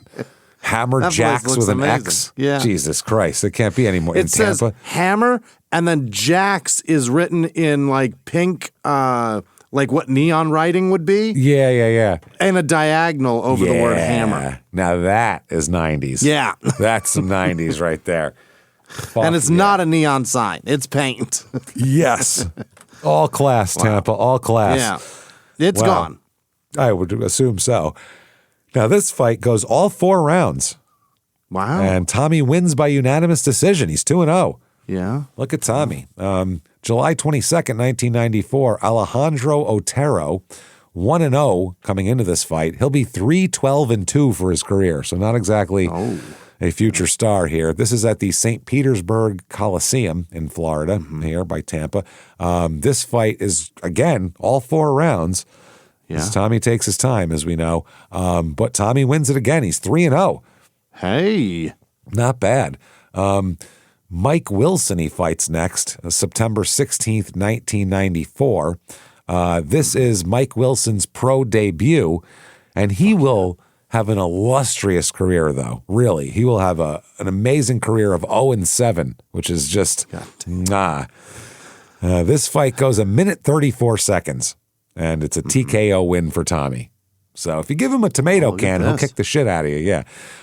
October 6th, 1994, he fights Larry Jarrett, who is 6-4-1 coming into this fight. This is at the Hyatt Regency in Tampa, just right in the lobby there. People with their luggage trying to check in. All this is going on. We've heard of a lot of fights here. We really have. What are they doing over there? They must have a ballroom or something they do this in or some shit. So, yeah, I mean, that like Chase Hotel in St. Louis was a nice, still is a beautiful hotel. They had wrestling there for 30 years, 40 years. Same shit. So maybe that's what they do. They have like their own arena or something. But this fight goes all 6 rounds, a 6-round fight. This is a unanimous decision win for Tommy. He's 5-0. Now we're talking. Not bad. Now he's cooking with gas. Here we go. December 9th, 94, he fights Lou Martinez, who's 3-0 coming into this fight, and 5-7 for his career. So 6-0 versus 3-0 here. Hot shit. This is a majority decision. It goes all 6 rounds, so 2 judges to 1. Tommy wins it again. He is 6-0. The way his style sounds like, he doesn't seem like a guy who would do well on cards. Because anybody, if they look at it and they go, he's punched you 5 times more than you've punched him, you lose. On paper, that looks like dog shit. Exactly, unless you've never hurt him at all and he's hurt you a little more, even with the less punches that he's thrown. That's the only way I could see it, which has to be it. February 24th, 95, Eddie Strickland, 1-4 for his career. Coming in 1-5 is his whole career. This is his last fight because he's TKO'd in the 5th round at the Coliseum in St. Petersburg. March 25th, 95. So coming into this fight, Tommy's 7-0, and he fights Dios Bellis Hurtado. Diosbelys. Dios Bellis. Dios Bellis? I don't know. Hurtado, who's known as very unlikely nicknames. Number 1, Black Money. I don't know what that means. And number 2, the Oriental Kid. Okay. What do you, I don't know. I don't even know what to say about that. Either way, this guy is 3-0 coming into this fight with a 7-0 Tommy. This guy, though, will be 43-3-1 for his career. A very good fighter. Great. That's a great record. I mean, phenomenal, top notch. And Tommy goes, this is at the Miami Beach, Seville Beach Hotel. Right. Miami. Tommy goes all 6 rounds with this guy and loses on points. So he loses, but no shame in losing to a guy. Very respectable. Who's 43-3-1 in his career. That's fine. He's 7-1 and goes the distance with him. So great. Good for him. Next up, June 2nd, 95, Mickey Blagojevich here. He's 4-0 coming in, 9-1 in his career. This is at the Coliseum again in St. Petersburg. This fight goes all 4 rounds, and Tommy loses it by decision, unanimous decision. Yeah. So he's 7-2 now. Not great. 2 in a row he's lost. October 10th, 95, he fights Darren Thomas, who's debuting in this fight, but is 3-10-1 in his career. And again, right here in the lobby of the old Hyatt Regency, this is taking place. Yeah. Goes all 6, unanimous decision win for Tommy. So he's doing fine. February 8th, 96, Calvin Moody, who comes into this fight 9-41-2. Not good. Not good. Coming in that way. Yeah. Coming in 9-41-2. You know what his career record is? Yeah. 9-62-2. He never wins another fight anyway. Never. He loses this fight and then 20 more straight in a row. Oh. That's a joke. He's there, man. He knows what his job is, and that is to be the punching bag and lose to an up-and-comer. That's why he gets booked by the promoters. But, I mean, what does a 9-win and 62-loss boxer even prove? You know what I mean? That doesn't prove anything. Yeah, what are you doing to yourself? So this is a 5th-round TKO win for Tommy. Sure. So he is now 9-2. He's doing well again. Next up, February 13th, 1996, Scott Erickson, who gives himself a nickname of not the Twins and pitcher Scott Erickson. Scott Erickson, Scott the Sandman Erickson. Fucking A. You know, because he's going to put you to sleep. And he played Mike Tyson's Punch-Out, and he was like, he was tough. He was tough. He almost went with Soda Popinski as a name, but he decided against it. He comes into this fight 5-4. How dare you call yourself the Sandman when you're 500 almost? you've only won one more fight than you've lost. You're barely 500. This is crazy. Yeah. And he'll be 7-5-1 for his career. The Sandman. This is in Punta Gorda, Florida, at the Charlotte Memorial Auditorium. This fight goes all 6 rounds, and it's a unanimous decision win for Tommy, taking him to 10-2. He is doing great. March 22nd, 1996. Wow. I don't know why you'd even do this. This is it's somewhere in Pennsylvania, Dixon City, Pennsylvania, at Janetti Manor. Sounds like somebody's house. They just set up a ring in the yard. I want to see men fight in my yard, please. It's a private event. Yeah, it's private. This is against a guy named Earl Williams, who I don't know if he worked at the manor or what, but he's 0-9 coming into this fight. Jesus and 0-13 for his career. Jesus, man, which means Tommy wins this fight by KO in the 3rd round, bringing him to 11-2. So, not bad. There's an article about this, by the way, in the Times Leader from Wilkes-Barre, Pennsylvania, or Wilkes-Barre, I can't remember how you say that. Eaglin has knockout performance in feature. They say his original opponent was a late scratch. That's why he got the 0-9 guy. Yeah. They had to look around the audience. Again, like a comic didn't show up, and they're like, anybody hanging around the green room? Anybody stop in tonight? You're on. Have you got a couple of jokes? Want to do 20? Good, go ahead. You got a zinger or 3? Some other comic sitting there. His original opponent was a late scratch, but Tommy didn't care. Going with the flow suits Eaglin just fine at this early point in his professional boxing career. Eaglin, a 20-year-old welterweight from Tampa, was scheduled to fight Philadelphian Eric Mitchell in the main event of the, quote, Irish Night at the Fights at Janetti Manor Friday night. Trading in Mitchell for another Philadelphian, Earl Williams, Eaglin still won a 3rd-round knockout. What bothered Eaglin and trainer manager Jim McLaughlin was that the fight with the original opponent was to go 8 rounds. The match with the replacement opponent was knocked down to 6 rounds because of Williams' limited pro experience. And Tommy was pissed off. He said, quote, I wanted the 8-round fight so I could step up and show everybody what I can do. And they only gave me 6 because this guy's a fucking bum. They said, he didn't say that, but I said that. Yeah. Tommy still showed his punching power by knocking down Williams 3 times in the first 2 rounds. In the 3rd round, he hit Williams with a shot to the stomach that kept him down longer than the referee's 10 count. Eaglin's next fight will be in 2 weeks in Tampa against a to-be-determined opponent. That's crazy. You don't even know who you're fighting in 2 weeks? How the hell are you supposed to prepare for him? Yeah, he's supposed to prep for that, yeah. That's wild. McLaughlin said, for a beginning fighter, that's the way it is. But our attitude is that we're ready for every fight. As you start to become more of a world-class fighter, you have more control over that and knowledge of your opponents. Mm-hmm. There's more time in between fights, basically. These guys are never out of training because they fight once a month. So you're always in training, basically. It's just a very interesting choice to be taking a fight that is right around the corner, and you don't even know who he is. Not even sure. Well, April 25th, 1996, Damian Sutton is who it is. We found out. 5-24-2 coming into this fight. Oh, boy. 18-29-3 for his career. So somehow he ends up being like 13-5 for the rest of his career, even though he was terrible before that. Right. It's super weird. This is at Sometimes you got to get punched to learn. I guess so. He got better with experience, that's all. This is at the Egypt Shrine Temple in Tampa here. This fight only goes 2 rounds because Tommy wins by TKO.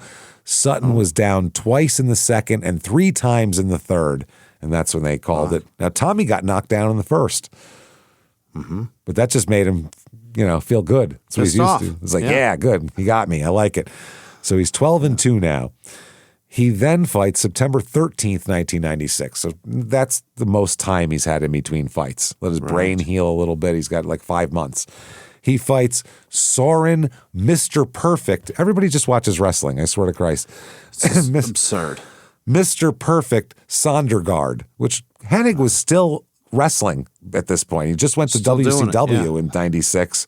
And, he's still around. He wasn't using Mr. Perfect because WWE owned that, but still, he's the guy. This Soren Sondergaard, though, is 25-1 coming into this fight.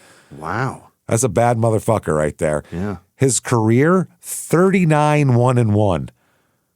That's fucking great. Bad dude. Real badass. There's so many great boxers that we don't even have never fucking heard of. It's crazy. But who knows who we ever fought. Now, this is at the Ringstead. This is in another country. Is that the Swiss flag with like the cross that's crooked to the side? Who's that? Swiss? Blue and white? No, red and white. Red flag with a white cross, but the cross is off to the side. Like it goes the whole Iceland, maybe? I think it's Iceland. It's a red flag with a line that goes down a third of the way in on the left and then a white line across the center that goes all the way across. Makes like a cross, but the cross is off to the left side. Iceland's flag is blue like that. Okay. Well, who the fuck is this red flag? Norway? Everybody's got a fucking cross on their Where's flag. Ringstead? Ringstead? Yeah. R-I-N-G stead? Ringstead. That's Danish. Danish. There you go. Danish island of Zealand. Well, this flag is, this is a Danish flag. Okay, that makes sense. Okay. Yeah, it's Denmark. Denmark. So that's the flag, Denmark. So they're fighting in Denmark, where I assume this guy is from because he has 2 A's in a row in his name. So he's Danish. That generally is, that area. Yeah. This fight only goes to the 3rd round where Tommy is knocked out. So he's 12-3. That guy was he was too good for him. That's it. He was much better, much more skilled. Yeah. If you let a great fighter hit you, he won't stop hitting you. You won't be able to hit him. That's the problem. You're going to have to fend off a lot more. Yeah. That works with shitty fighters, but great fighters, you can't let them hit you like that. They will destroy you. They're great punchers. And the difference in punching power between a great fighter and a mediocre fighter is huge. You know what I mean? It's a chasm. So he's 12-3 now. November 15th, 1996, he's trying to get his shit together here, and he fights Troy Crane, who's 14-4 in his career, but will end up 14-11 in his career. He's back in St. Petersburg at the Coliseum, so he's back home. This fight goes all 12 rounds. This is for the USA Florida State welterweight title. So it's a championship fight, goes 12 rounds. Tommy wins by TKO in the 12th. Dramatic. This guy's got a sense of drama about him, doesn't he? Yeah. So he is the USA Florida State welterweight champion at this point. And he's 13-3. And they said, in a rousing bout for the Florida welterweight title, Irish Tommy Eaglin won a war from Troy Crane, stopping him midway through the 12th round. That's pretty awesome. A 12th round knockout. You got to see the whole fight and a knockout. Yeah. That's the best for the fans. It's the best thing you can expect or hope for from a boxing match. Certainly. It's like Foreman knocking out Michael Moore toward the end of the fight. I think that was the last round when he knocked out Michael Moore. He was losing on every card. He was getting killed, and he just knocked this guy out. Yeah. Popped a quick Especially combo if on him. they're trading blows for that whole time. Yeah. Okay. February 15th, 1997, Jamie Bradato he fights, who's also known as, quote, Jimmy Corona, which sounds like a nickname. That's what I call him, yeah. That sounds like, if me and you went to hang out on the beach and we were getting drunk, I go, hey, it's Jimmy Corona over here. What's going on? Well, you got a Corona in your hand. Like, that's about it. I almost guarantee a waitress has written that as the nickname of my table. Yeah, for sure. Now, I drink a lot of Coronas, and she's put my card in her little deal, and it says Jimmy, and she says Jimmy Corona, whatever. Jimmy Corona. That's who it is. Now, this guy might be having a few too many Coronas because he comes into this fight 0-5. And his career, he's 0-17-1. That's his whole career. Never wins a fight. Buddy. Imagine how thrilled he was to tie the one time. Imagine how happy he was with a draw. That must have been like, fucking did it. I didn't lose. Yes. This is in man. I did it. This is in Albuquerque, New Mexico at the Luan building. Yikes. It goes 3 rounds, and it is a TKO win. Obviously, Jimmy Corona didn't win. We know that for Tommy, who's 14-3 now. February 21st, 97, 6 days later. Six days later, which is insane. He fights Jerry Smith, who is 12-25 coming into this fight. Career mark of 15-64-1. Jesus fucking Christ. There is definitely a profession of professional got my ass kicked today guy in boxing. That's a profession. Loser, yeah. Yep. Guy who can just take a lot of blows to the head and still be able to go to work Monday morning and know what he's doing, basically. Still be able to go down to the construction site and do what he has to do. Insurance isn't one size fits all. That's why drivers have enjoyed Progressive's Name Your Price tool for years now. With the Name Your Price tool, you tell them what you want to pay and they'll show you options that fit your budget. So whether you're picking out your first policy or looking for something that works better for you and your family, they make it easy to see your options. Visit Progressive.com, find a rate that works for you with the Name Your Price tool. Progressive Casualty Insurance Company and affiliates, price and coverage match limited by state law. This fight is in Florida. It goes all 10 rounds, but it's a unanimous decision win for Tommy, who was smoking him on every card by a lot. So not even close. So he's 15-3 now. Now there's an article from the Tampa Tribune around this time, Sunday, March 30th, 1997, that says fighting helps Eaglin stay away from his troubles. Yeah, I would say. They said this article. Positive. That's positive. It goes on to say, there was a time when Tommy Eaglin got into trouble fighting. Boxing helped him out of it. What a difference the gloves made, in addition to a caring adoptive family and a steady day job after he moved to St. Petersburg from Illinois.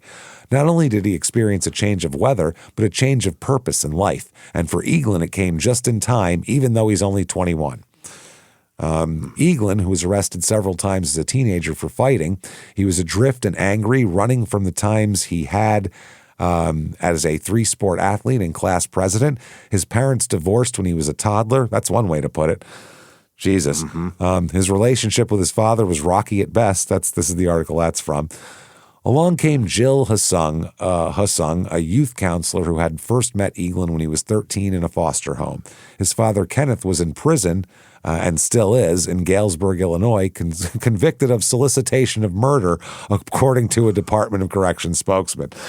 The son was shouldn't loitering. have gotten that far. It shouldn't even gotten that far, yeah. The son was loitering on the outskirts of trouble, but Husung said, but what I saw... when I saw what was in there inside of him, I stayed in contact with him. And 3 years ago, Husung, who had moved to St. Petersburg, made Eaglin an offer to come to Florida, move in with her, and work for her family's construction business. Soon, he also found his way to the 4th Street gym at Husung's urging. At the gym, he found a trainer, Jim McLaughlin, who also saw something, he said. Quote, he's a typical Irish fighter with a chin you wouldn't believe. He can take a punch. That's all. Yeah. Like what was the guy's name? Oh my God. Oh my God. The fucking Irish Republican, the IRA guy, the IRA fighter we covered. Yeah. I forget his name too. I can't. It's something with an E. And this is his first name. E's something. Yeah. I can't fucking. I can see his face, but my brain is not working for that. But he's the same type of guy. Yeah. That's a straightforward kind of the old school Irish boxer. He says, I think he has a potential to get a world title shot one day. He's really starting to mature, and he's going to get nothing but better. He was 40-4 as an amateur, apparently. Wow. Which is pretty good, including a state Golden Gloves championship. So he's also won the state Golden Glove. That's the Florida state champion. He's awesome. 15-2 as a pro. He won the state welterweight title at the Coliseum, beating Troy Crane. He's been on the cusp of the division's elite, losing a tough 10-round decision to Hurtado, who recently lost a world title fight to Pernell Whitaker, who's a great fucking fighter and a Crime and Sports alumni, I believe. If I'm not mistaken, we covered him. Eaglin said 2 more rounds and I would have taken Hurtado out too. If only the fight was longer, is what he said. I need 14 rounds. Yeah. Wow. As an Eaglin fight goes beyond toe-to-toe, it's cheek-to-cheek. His style is rough but refined, if you know what to look for. He's a brawler with punishing hooks and a touch of finesse learned in part from USBA featherweight champion David Santos, who's also ranked number 15 in the world by IBF, his training partner. So he's training with a world-class fighter, which helps. Right. He's seeing the quickness. He's seeing, how defense works with how they can block his shots. He said, Tommy said, I owe David a lot. He's sort of like my big brother in boxing. He teaches me a lot. Sparring with a guy like him gives you boxing skills you can't learn everywhere. And Santos said, I like Tommy's dedication. He gives me a lot of work. He's had a rough life, a tough life, but with boxing, he can go a long way. What he's doing right now is how I got good. By the time I was 13 or 14, I was sparring with pros. You can hit this guy with a bat, and I don't think you could knock him out. So you're not going to knock him out. Most boxers have a daily workout regimen. Eaglin has that and more. They said basically his life is a regimen. Construction work in Florida heat, a 12-rounder looks good in comparison.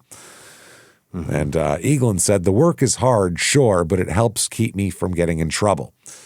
And Hassan jumps in and talks about her, and he says, she's the first person in my life who's never given up on me.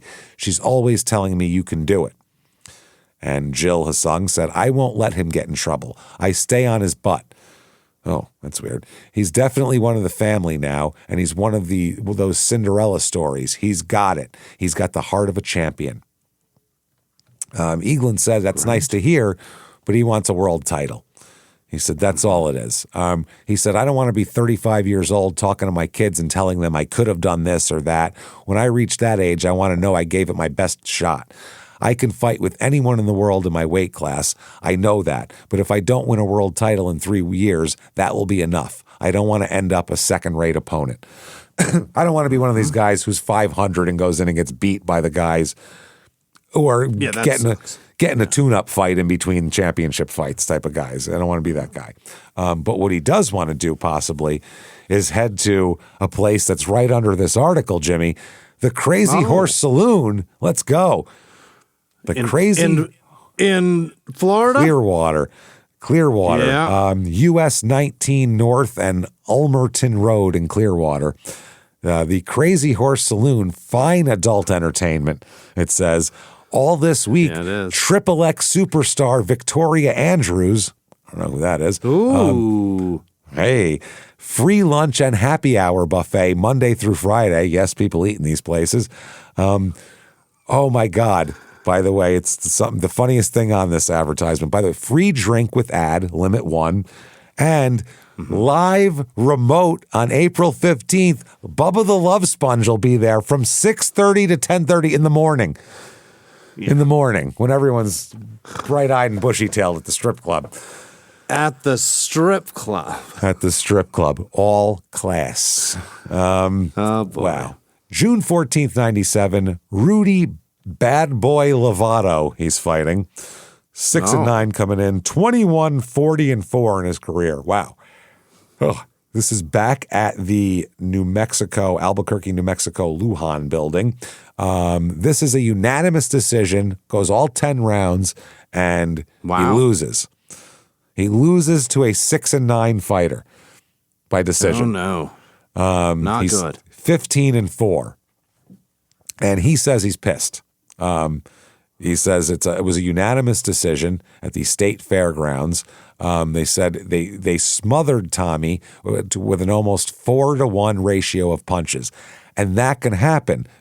Like I said, judges see that and they think this guy's kicking his ass when he's not. Right.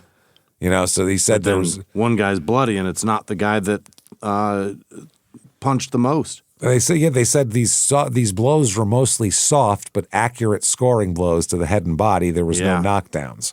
So they got he got won by far on all the scorecards. Eaglin, by the way, said he had the flu that night too. And he has a Jordan's flu game, huh? He's got a flu game. Eaglin also said that Eaglin had Lovato in trouble on the ropes multiple times, but let him get away somehow. October 7th or October 4th, 1997, Chris Linson Jr., who's 10-0 coming into this fight. They fight at the State Fair Pavilion in New Mexico, and this is a 5th-round TKO win for Tommy. This time. So he's 16-4 back on the horse against a 10-0 fighter, too, so that's good. Next up, December 5th, 1997, Lamont the Monster Johnson. Okay, he's 4-9-1. Enough of this. Monster Johnson. Monster Johnson. Or he's the Monster Lamont Johnson. But I put Monster before Johnson because that made me smile more. Yeah. I don't know. Gotcha. So He's 4-9-1 coming into this match. You can't give yourself a nickname like Sandman or Monster when you're not even 500. That's pathetic. Oh, man. He'll be 5-19-2 for his career. So 1-10 for the rest of his career. This is a third-round knockout here for Tommy again. So he's 17-4 now. February 3rd, 1998, he fights Mike the Hammer Griffith. This is a 17-5 fighter coming in, 23-8 for his career. This fight goes all 10 rounds, and Tommy loses a unanimous decision. He is 17-5 now. So these decisions are hurting him. And that's the end of his boxing career, by the way. It's already done? It's already done. He's like 22. Not by his choice. He doesn't retire or anything like that. Let's just read this. March 8th, 1998. Okay. The family of John Frederick Nichols, stabbed to death in a topless bar parking lot last month, received good news Saturday morning as they prepared for his funeral. About 3 a.m., authorities called to say they arrested a St. Petersburg man and charged him with murdering Nichols. You know who that is? It's Tommy. Tommy. It's Tommy. This is What have you done? exactly what anybody would have predicted he'd do. Yeah. Anybody with a fucking, you don't need a crystal ball for this. You know what I mean? This is exactly what you'd expect him to do. Exactly. Like perfectly. He's just exploded. Yep, he's being held without bail on Pinellas County Jail on charges of first-degree murder, grand theft of a motor vehicle as well. Ed Dietz, who is Nichols, the dead man's stepfather, said, at least, like my wife said, now he won't be able to hurt anyone else. This Tommy Eaglin. Okay. Yeah. Nichols' body was found in the back parking lot of Temptations Topless Bar in Pinellas Park at about 1:15 a.m. Dying in a fucking outskirts of Tampa strip club parking lot is the worst way to go. That is horrifying. Stabbed to death there. Stabbed to death. He'd been stabbed several times in the upper part of his body. Authorities think that Nichols had just pulled into the parking lot when he saw Tommy trying to steal a stereo from a Geo Tracker. Tracker? That is one of the most pathetic crimes I've ever heard about. Trying to steal a stereo from a Geo. What the fuck kind of stereo you think's in a Geo Tracker, homie? A stock Geo stereo? Yeah, and no one driving a Tracker in 1990 fucking late 90s can afford to put a good system in it. They'd buy another better car. It's a piece of shit. It's not a nice stereo that's in there. I guarantee it. Wow. This is from, he was trying to steal the Tracker. Eaglin had stolen the Tracker, apparently. This is a stolen Tracker that he brought here. He stole the Tracker from another strip club, Diamond Dolls, a few hours earlier. Oh, Florida. You name them really well. Wow. Which I wonder if that's the place that Diamond Dallas Page had and worked at, because he always had in AWA when he was first a manager, he had the Diamond Dolls. Yeah. Those were his fucking, those were a bunch of strippers he knew from the strip club. He'd bring with him out there to be his Diamond Dolls because he worked at a strip club. I wonder if it was. He ran one basically, and it was in Tampa. I'm 90% sure is where he was running one at this time. But this is the 90s. Exchange is the name of the, what is that? This is I mean, he was a star at WCW at this point. Yeah. He was like world heavyweight champion twice by now. So, I mean, I'm just wondering if in the 80s, this is the same place that he worked in the 80s before all that happened. Did he grow up is he from Florida? Not originally, but he obviously ended up there, clearly. Sure. I mean, look, you don't have that look and not be in Florida. Then he was in Atlanta after that, and that's how he ran into a lot of wrestlers, was in Atlanta too. So they all run into fucking Tampa at some point. All of them. They all live in Tampa. All the wrestlers live in Tampa. All the old wrestlers, they all live in Tampa. Love it. So authorities think that that's what happened. He stole it from Diamond Dolls. They said Nichols apparently encountered this Eaglin after he had parked in the parking lot, is what the sheriff's spokeswoman said. Wow. Somehow a struggle erupted, and in their initial contact, Nichols was stabbed. Why wouldn't he just punch the shit out of him? Why would he stab this guy? Maybe Why he was bother? bigger? Who cares? You're a professional. You're a welter. A 147-pound professional boxer will kick the shit out of a 200-pound tough guy who's not a boxer. He'll break his ass down in 2 seconds. Won't even take any time at all. He'll fuck his ass up. So a tip led detectives to Eaglin, whose criminal history includes charges of battery and contributing to the delinquency of a minor. Now we're getting. Oh. Eaglin did that. Diane Nichols says she took comfort in hearing that her husband apparently was trying to prevent a theft when he was killed. I'm so happy that my children lost their father, so a person's geo-tracker stereo stayed intact. Yeah. I'm proud of that. Imagine stealing a geo-tracker and going, man, this motherfucker jams. Yes, is the shit. Fuck yeah, I gotta take the stereo. I might abandon this car. Man, it was one of the ones where the face popped off. It's the 90s. I'm taking the stereo, though. Or it's got a handle and you can pull the whole thing out. No shit. What do you think she was most disappointed with? The fact that her husband was stabbed in a strip club parking lot in the middle of the night, or the fact that he didn't mind his own fucking business when someone was stealing a geo-tracker stereo? Which would you be more upset about if you were this wife? I don't know which stealing one. A Spark-O-Matic, for Christ's sake. Let it go. Who gives a shit? Yeah.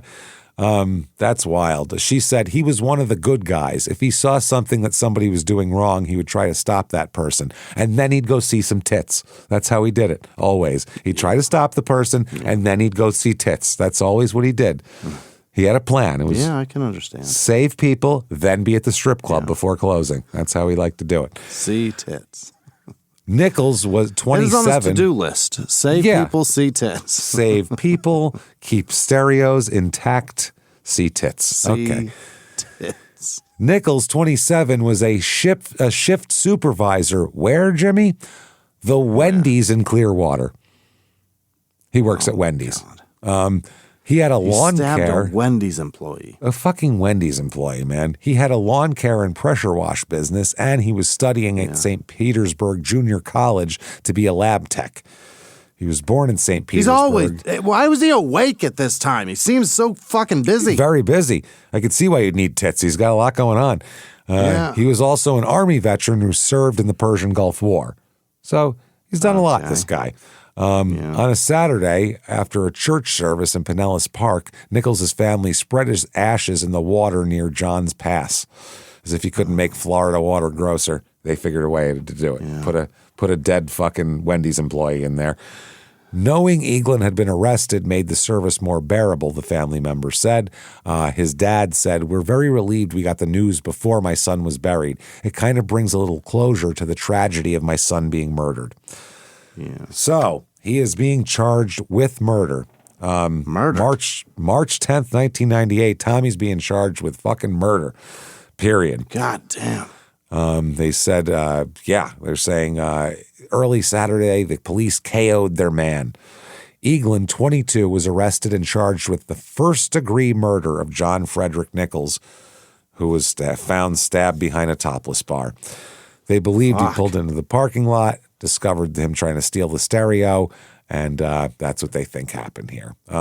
People who knew Eaglin said they're shocked by his arrest. Really? But Jill said she keeps his butt out of trouble. Yeah. Keep his butt out of strip clubs at 2 a.m. Nothing good is happening at a strip club at 1:15 a.m. Guaranteed. No. Nothing good can come from that. Nothing. You're not going to... Yeah. You're not going to make like business connections. You're not going to network. No. Nothing good can happen from 1:15 at the strip club. Except a boner. You're about to pay another ATM service fee for money that you should not be spending. So you can then go home and whack off that you could have done for free at 8 o'clock at night and saved yourself all this money and time and trouble. It's crazy. If guys just whacked off at home, there would be no strip clubs. There'd be tumbleweeds blowing through the middle of those places. They go, never mind, I'm not doing that. Nobody whacks off, then goes to the strip club. You know what I mean? Yeah. If you just took the 5 minutes and jerked it before you went, problem solved. Fucking night's over with. All that money saved. Yeah. But wow. Guys going for escorts and they're looking through fucking those newspapers that come out of the free things and they're calling, whack off. You don't, all this shit. You have so much time. If you just I do like off. a strip club, though. Well, yeah, it's but so much fun. If you had just jerked off, are you going to the strip club? Probably not. No, Might take a nap. Might go. Yeah. Might just take a nap that turns into to nighttime. Maybe. But you're definitely going to be like, I don't need tits right now. That's, I can get booze cheaper over there. I used to go to a strip club purposely because there was a stripper there that looked like somebody I really liked. And then I felt like I was.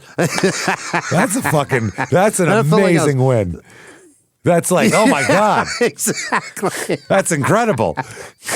That's like, oh man, So she looks like my 11th grade chemistry teacher. I wanted to fuck her since then. Shit. Then it felt like I was getting a lap dance from her. And it didn't matter how much I was paying. I loved it. You were thrilled. She's none the wiser. It's a victimless crime. You're like, call yourself Jessica. She's like, what? Just go with me, please. So Jim McLaughlin, Egan's trainer, said, we were as close as any two people could be. I really feel like somebody just pulled my guts out. So, he said, I never saw this side of him. Everybody here loved him. Bonnie and Ed Plumtree were two of Eaglin's biggest fans. Mrs. Plumtree said her and her husband had invested some of their money in Eaglin's prize-fighting career. They've been, funding him. They said, the Tommy we know is a good kid. He had a very good future. We're very sad for him and the person who died. It's very fucked up. Yeah. They said his manager said that Eaglin's a single guy. He trained vigorously every day. He got up at 5 a.m. to run. He worked construction until nightfall when he'd report to the 4th Street gym for training. I mean, that's all he did. Yeah. They said recently he lost a close match. He'd taken a couple of weeks off to recover, and that's when this happened. They said the week of the murder, he was supposed to have come back for training that week, and he hadn't showed up. And people were concerned. McLaughlin said he was concerned about where he was. So he didn't show up for training. Yeah. He said then came the early morning call from detectives who asked McLaughlin to come down to the jail. And McLaughlin said he was scared and confused, not the Tommy I know. He said for now, he said he's going to wait for justice. He said, I will wait until he has his day in court. Don't know what happened. So we don't know if he went off his meds. We don't know. Who really the fuck give him knows? the benefit of the doubt, though, right? He's charged with murder. Murder, yeah, that's a lot. Murder's a lot here. Yeah. They're talking about his different people are shocked by this and saying that he said that. Listen, Jim McLaughlin says he's innocent until proven guilty, but then he adds, but it doesn't look good. Which is great, but it ain't looking good. No, I do live in reality, and this isn't good at all here. Yeah. I want to be a pal, but he's making it hard. Yeah, and this is mere weeks after the March 30th, 1997 fighting helps Eaglin stay away from troubles here. That was just happened, that report, that newspaper article. That's crazy. They said it helped him. The sport helped him leave behind a history of arrests starting when he was a teenager, helped him forget his broken home. Oh, I don't know how you'd forget that anywhere. They said in lieu of family, he had friends in his corner. He had McLaughlin. He had the world-class featherweight David Santos. He had Jill Hasung, the youth counselor. He had all these people, and it didn't seem to help here. They said, we gave him 2 weeks off, and when he was supposed to come back into the gym, he didn't show up. I'd run him down, but he'd blow me off. I'm just shocked. Tommy was like a kid of mine. I went to see him when he was being interrogated, and I told him I feel like someone just pulled my guts out. Heavyweight Mike Middleton, who also trains at the gym, Eaglin worked the corner for Middleton's last fight. And he said he was just starting to make a dent in the boxing world. He's 22 years old. Think about that. So that's what's going on there. January 15th, 1999, Tommy Eaglin, who can't be reached for comment, obviously, his court-appointed attorney said, I have a client who's fighting for his life. I guess so. Because this is January 15th, 1999, and he has been in jail since last February. Since February 98. Yeah. So Yeah. His original trial was set for January 26th, but they were granted a continuance, which is obviously his dad is still in prison as well. So this is not great here at all. Eaglin, his friends in the boxing community say, holds out hope for a reduction of charges to manslaughter via self-defense. That's what he said, told his friends he's hoping for. He's like, I did it, but I was in a fight with the guy, and that's what happened. He's like, I didn't, he's like, I didn't like see this guy and be like, I'm going to go stab this guy to death. Like we got in a tussle, and that's what happened. That's going to be his court defense, though. That's it. Yeah, self-defense. So he goes, hopefully the prosecutors will lower it, and then maybe I can get out of here at some point here. His lawyer said that he wouldn't comment except to say a reduction is, quote, always possible. It's always possible. Yeah. I mean, anything's possible. Certainly. They said, we're in the process of taking depositions. Maybe you can talk to Tommy a little later, but not right now. They tell the Tampa Tribune. January 7th, 2001 now. So we're going to jump ahead. Still no trial. Pending murder trial has St. Pete boxer on the ropes is the headline from Tampa. They said, sleep does not come easily for the boxer, perhaps because his troubled world darkness is a constant. In the silence of a jail cell, the mind takes him to places the body can't. He's a kid growing up in southern Indiana, playing basketball at a neighbor's rusting backyard hoop. He's a teenager smelling the perfumed hair of a high school sweetheart. He's a prize fighter, a St. Petersburg welterweight with a fervent following, a state championship belt, and a growing national reputation. A, quote, Rocky Marciano type. Hey, there you go. And they said so. There he is. And potential world titleist, according to his trainer. What trainer wouldn't say that? Nah, my guy's a bum. He ain't going to do anything. Don't worry about it. To the state, he's Dwight Thomas Eaglin accused of murder. To those who know him, he's Tommy, a 25-year-old with baby-faced looks and powerful gloved hands. Police say those hands are more lethal than anyone imagined. So they go on to say that Nichols' body. It's a lot more, okay? The guy Nichols was found face down in his own blood in the parking lot. His body had been dragged several yards. Oh my God! By the geo tracker. So, what? He ran him over? Ran him over and dragged him apparently too. Fingerprints found in the tracker matched Eaglin, who was arrested 10 days later. That's how they found him. Fingerprints on the goddamn car, or else they would have never known who did this. Boy. That's insane. So he ran from the scene, meaning he knows he knows what he did. You know what I mean? Yeah. It's going to be tough to prove, to use self-defense if you're running away after running the man over. Yep. In an interview since his arrest, Eaglin has said he remembers the start of a fight, but not the finish. He blamed his hazy memory on, this is 3 weeks, so this is exactly from his last fight forward before this, a 3-week cocaine binge after that. Cocaine and alcohol binge.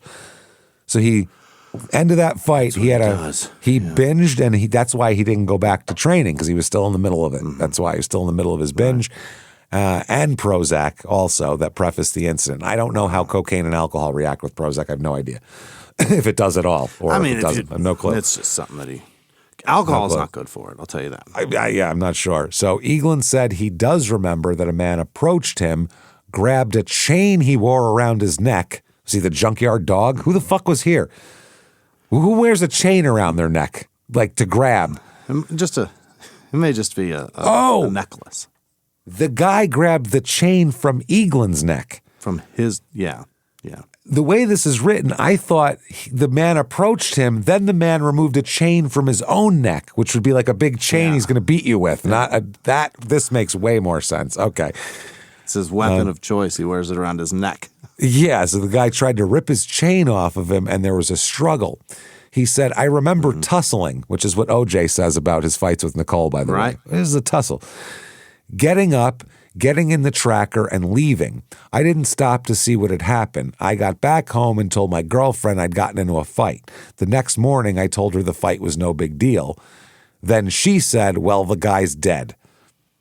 Oh, not that big of a deal, huh? Well, he's dead. That is where it is, and we will end this with the state The assistant state's attorney said the state will seek the death penalty.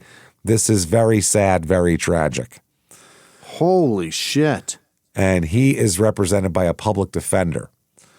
This not is good. not going to go good. No. An attorney said his office is out to save Eaglin's life, but not to claim innocence. He said, this is not going to be a whodunit. Tommy will accept responsibility for this. Eaglin has pondered that responsibility for more than 3 years with few diversions, an hour of recreation daily, usually basketball, phone calls, and the county's version of visitation, a closed-circuit video system. So there we go. We'll end it right there, I think. That's a good place to stop for now, because this fucking story's crazy. We have really been telling something on this one. This is a great story, and I can't wait to get back to this shit. So anyway, there we go. We'll leave off with Eaglin in jail, in prison, or in jail awaiting trial, and with the death penalty up in his grill. So ugly. There you go. If you like this story or any other story we've ever told, please do us a favor. Get on whatever app you're on and give us 5 stars. It helps so much. It really does. Helps make the show more visible, and it just helps us out a lot. Also, tell your friends. Post on social media. Do all that fun shit. All. Yeah. Tell everybody about it. Do it all, but give us 5 stars and keep coming back and hanging out with us week after week. Follow us on social media at Crime and Sports.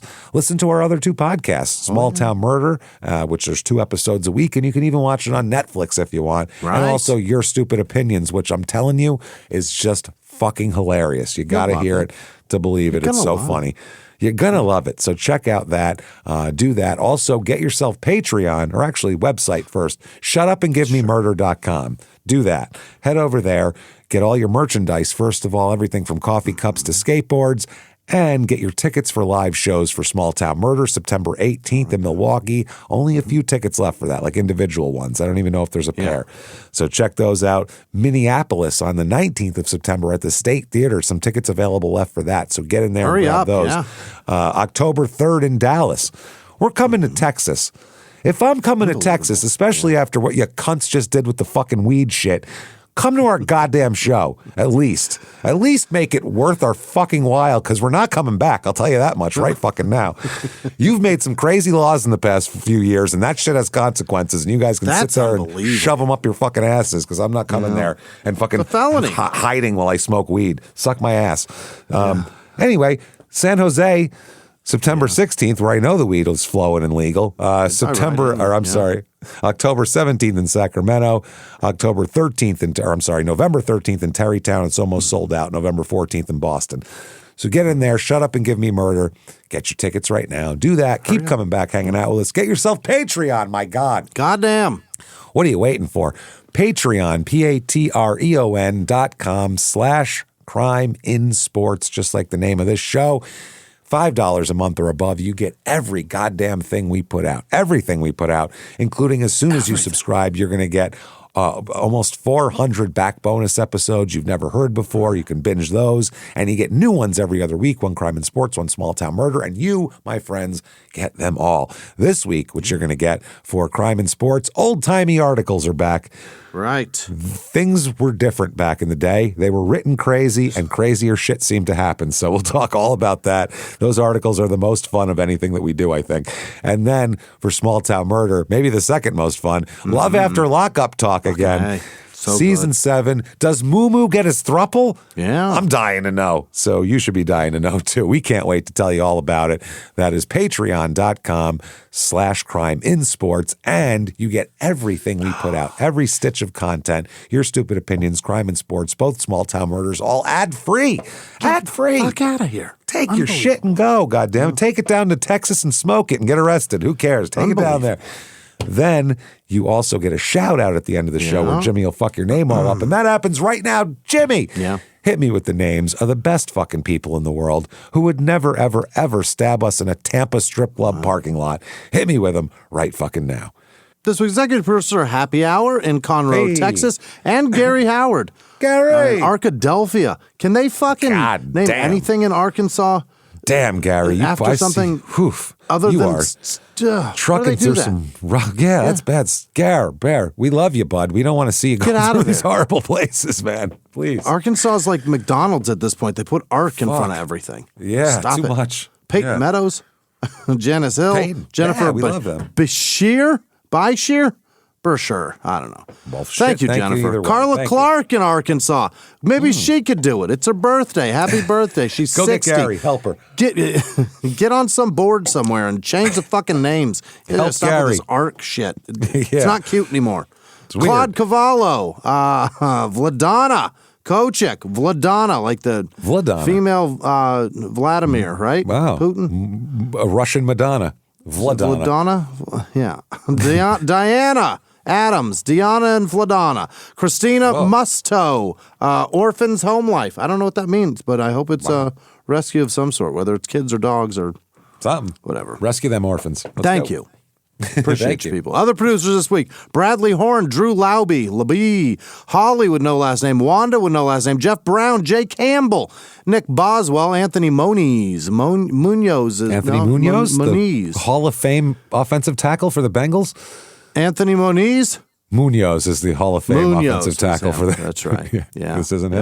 I saw him get inducted in the Hall of Fame. That was fun. Yeah, Raymond Shannon, Angie with no last name, Sonica from the Netherlands. Sonica, like Sonic's girlfriend. That's going to say Gary Gorman, Tanya Frederick, Zach Ney, Michelle with no last name, Kim Christian, Connor Schroeder, Amanda Faye, Julie with no last name, Hillary Putnam, Brandon Battle, Leslie Heisler, Colin McKenzie, Angie Pelkey, Heather Morgan, Jade S, Tanya Stiles, Blair Buckholder, Woohoo with no last name, Zachariah Kittner, Joe with no last name, Lisa G, Rachel S, Todd Kaiser, fellow member of the Dark Humor Club, Mark Savage or Savage or Savage, James with no last name, Nikki with no last name, Gator Girl, Cheyenne Ozerowitz, Bo Tierney, Sybil Courier, Ashley Criscione, Jackson Clemmy, Rebecca Vivian DeVille, that's a fun name, Mayonnaise. I think that's them making fun of the way you say mayonnaise, James. Maybe. Sorry. Kat Finley, Julie at Bits 3D, TJ Reyes, Shelly with no last name, Syria Green, Onyx Ocaria, Megan with no last name, Tracy Scoba, Soida Palacios, Natalie England, Holden Mycock, James. That's a real person. Oh, well, yeah, I'm sure that's a real person. Mitchell, clearly. Dixon. How about that? Dixon after Mycock. They're probably Holden Mycock. Yeah. Yeah. They know each other. They're probably buddies. They listen together, I'm sure. Denise Zimney, Daniel Meyer, Amos with no last name, Mindy Henderson, Kaylee Bailey, that's fun to say. Kaylee Bailey. I'm shocked that there's not more serial killers whose first and last name rhyme. Right, just tired of hearing it. Yeah, Colin Robertson, Casey Hutchinson, David Devens, Zach Bass, Mo with no last name, Blake Turner, Josh Radcliffe, Megan Cezak, Sean with no last name, the Aussie Moose, Rachel Playasance, Alexis McKessel, Becca B, Tim Barrius, Amelia Bibbles. All right, Heather Orozco, Melanie Fielkowski, Lindsay Eldridge, David Petione, Marcy H, Beverly Potter, Petey with no last name, Tom with no last name, Christy Brown, Mel Faborg, JHR, Aaron McMillan, Grace Z, Gina Stoner, good for you, Sarah Hotham, Hot Ham, Melissa Simons, Becky Fritz, Eliza, Chauffournier, Sonia Downer. You got that. Leia Jones. That's probably somebody named after Star Wars. There was never a name Leia before that, right? I never heard that before. No, I never saw it. Never. Jacob O'Keefe, Jay Farr, Amy Gunter, Karen Vladastelati, Allison Burns, Ludwig von Schittsmeer, James. That's a real person. Oh, yeah. No, I know him. I know him from a long time. We went to high school together. The von Schittsmeers were very prominent around my town. They really were. They owned everything. Ryan Janes, Brian Monta. You know. Montahano, Tanita Bandita, another one. There's no way that's real. That's a fun name, though. That's a fun one. Ishmael Cox, Nessa and Sean, Juso, Pialto, Pialajo, I don't know. Heather Johannes, Karupin, with no last name. Janelle Bradley, Katie Jeffers, Melanie with no last name. Rhonda with no last name. Stephen Siciliano, Ashby, Jay, Poma Ijabako. Oh. Ibakeo. Oh. That's not right. Karen Stewart, Linda Lou, Paige with no last name, Vincent Nadaro, Billy Cranston, Robin Watkins, Rachel Peg Steve. Do it, I dare you. Yeah, get him, run, Steve, run. They're trying to peg you. Run. Name is Peg Steve. Steve running God at full speed. Damn it. That's amazing. Run, Steve. Running backwards, though, so he doesn't know his back's not to Miguel. Small Miguel. Miguelito. Hey. Miguelito. Miguelito. Cindy Purcell. Megan Milan. Kelly Spazzillo. Wow. Darlene, RCDC in 1982. Lola Delgado, Kenneth Trail, Shannon, with no last name, Clayton McDaniel, and everybody named Steve that's on the run. Thank you all so much. Thank you, everybody, so much. You guys are the fucking best, I'll tell you what. Unbelievable. Thank you for all that you do for us. Thanks for hanging with us. Thanks for doing all that shit. And, we're going to keep coming back and delivering the craziest stories we can find. I mean, this is episode 523, and we pulled this guy out of our asses. So think about that. This is as crazy a story as we've ever told. So thank you for doing that. Thank you for coming back. You want to follow us on social media, Shut Up and Give Me Murder is the place to do that. So live from the Crime and Sports Studios, we will see you next week. Bye.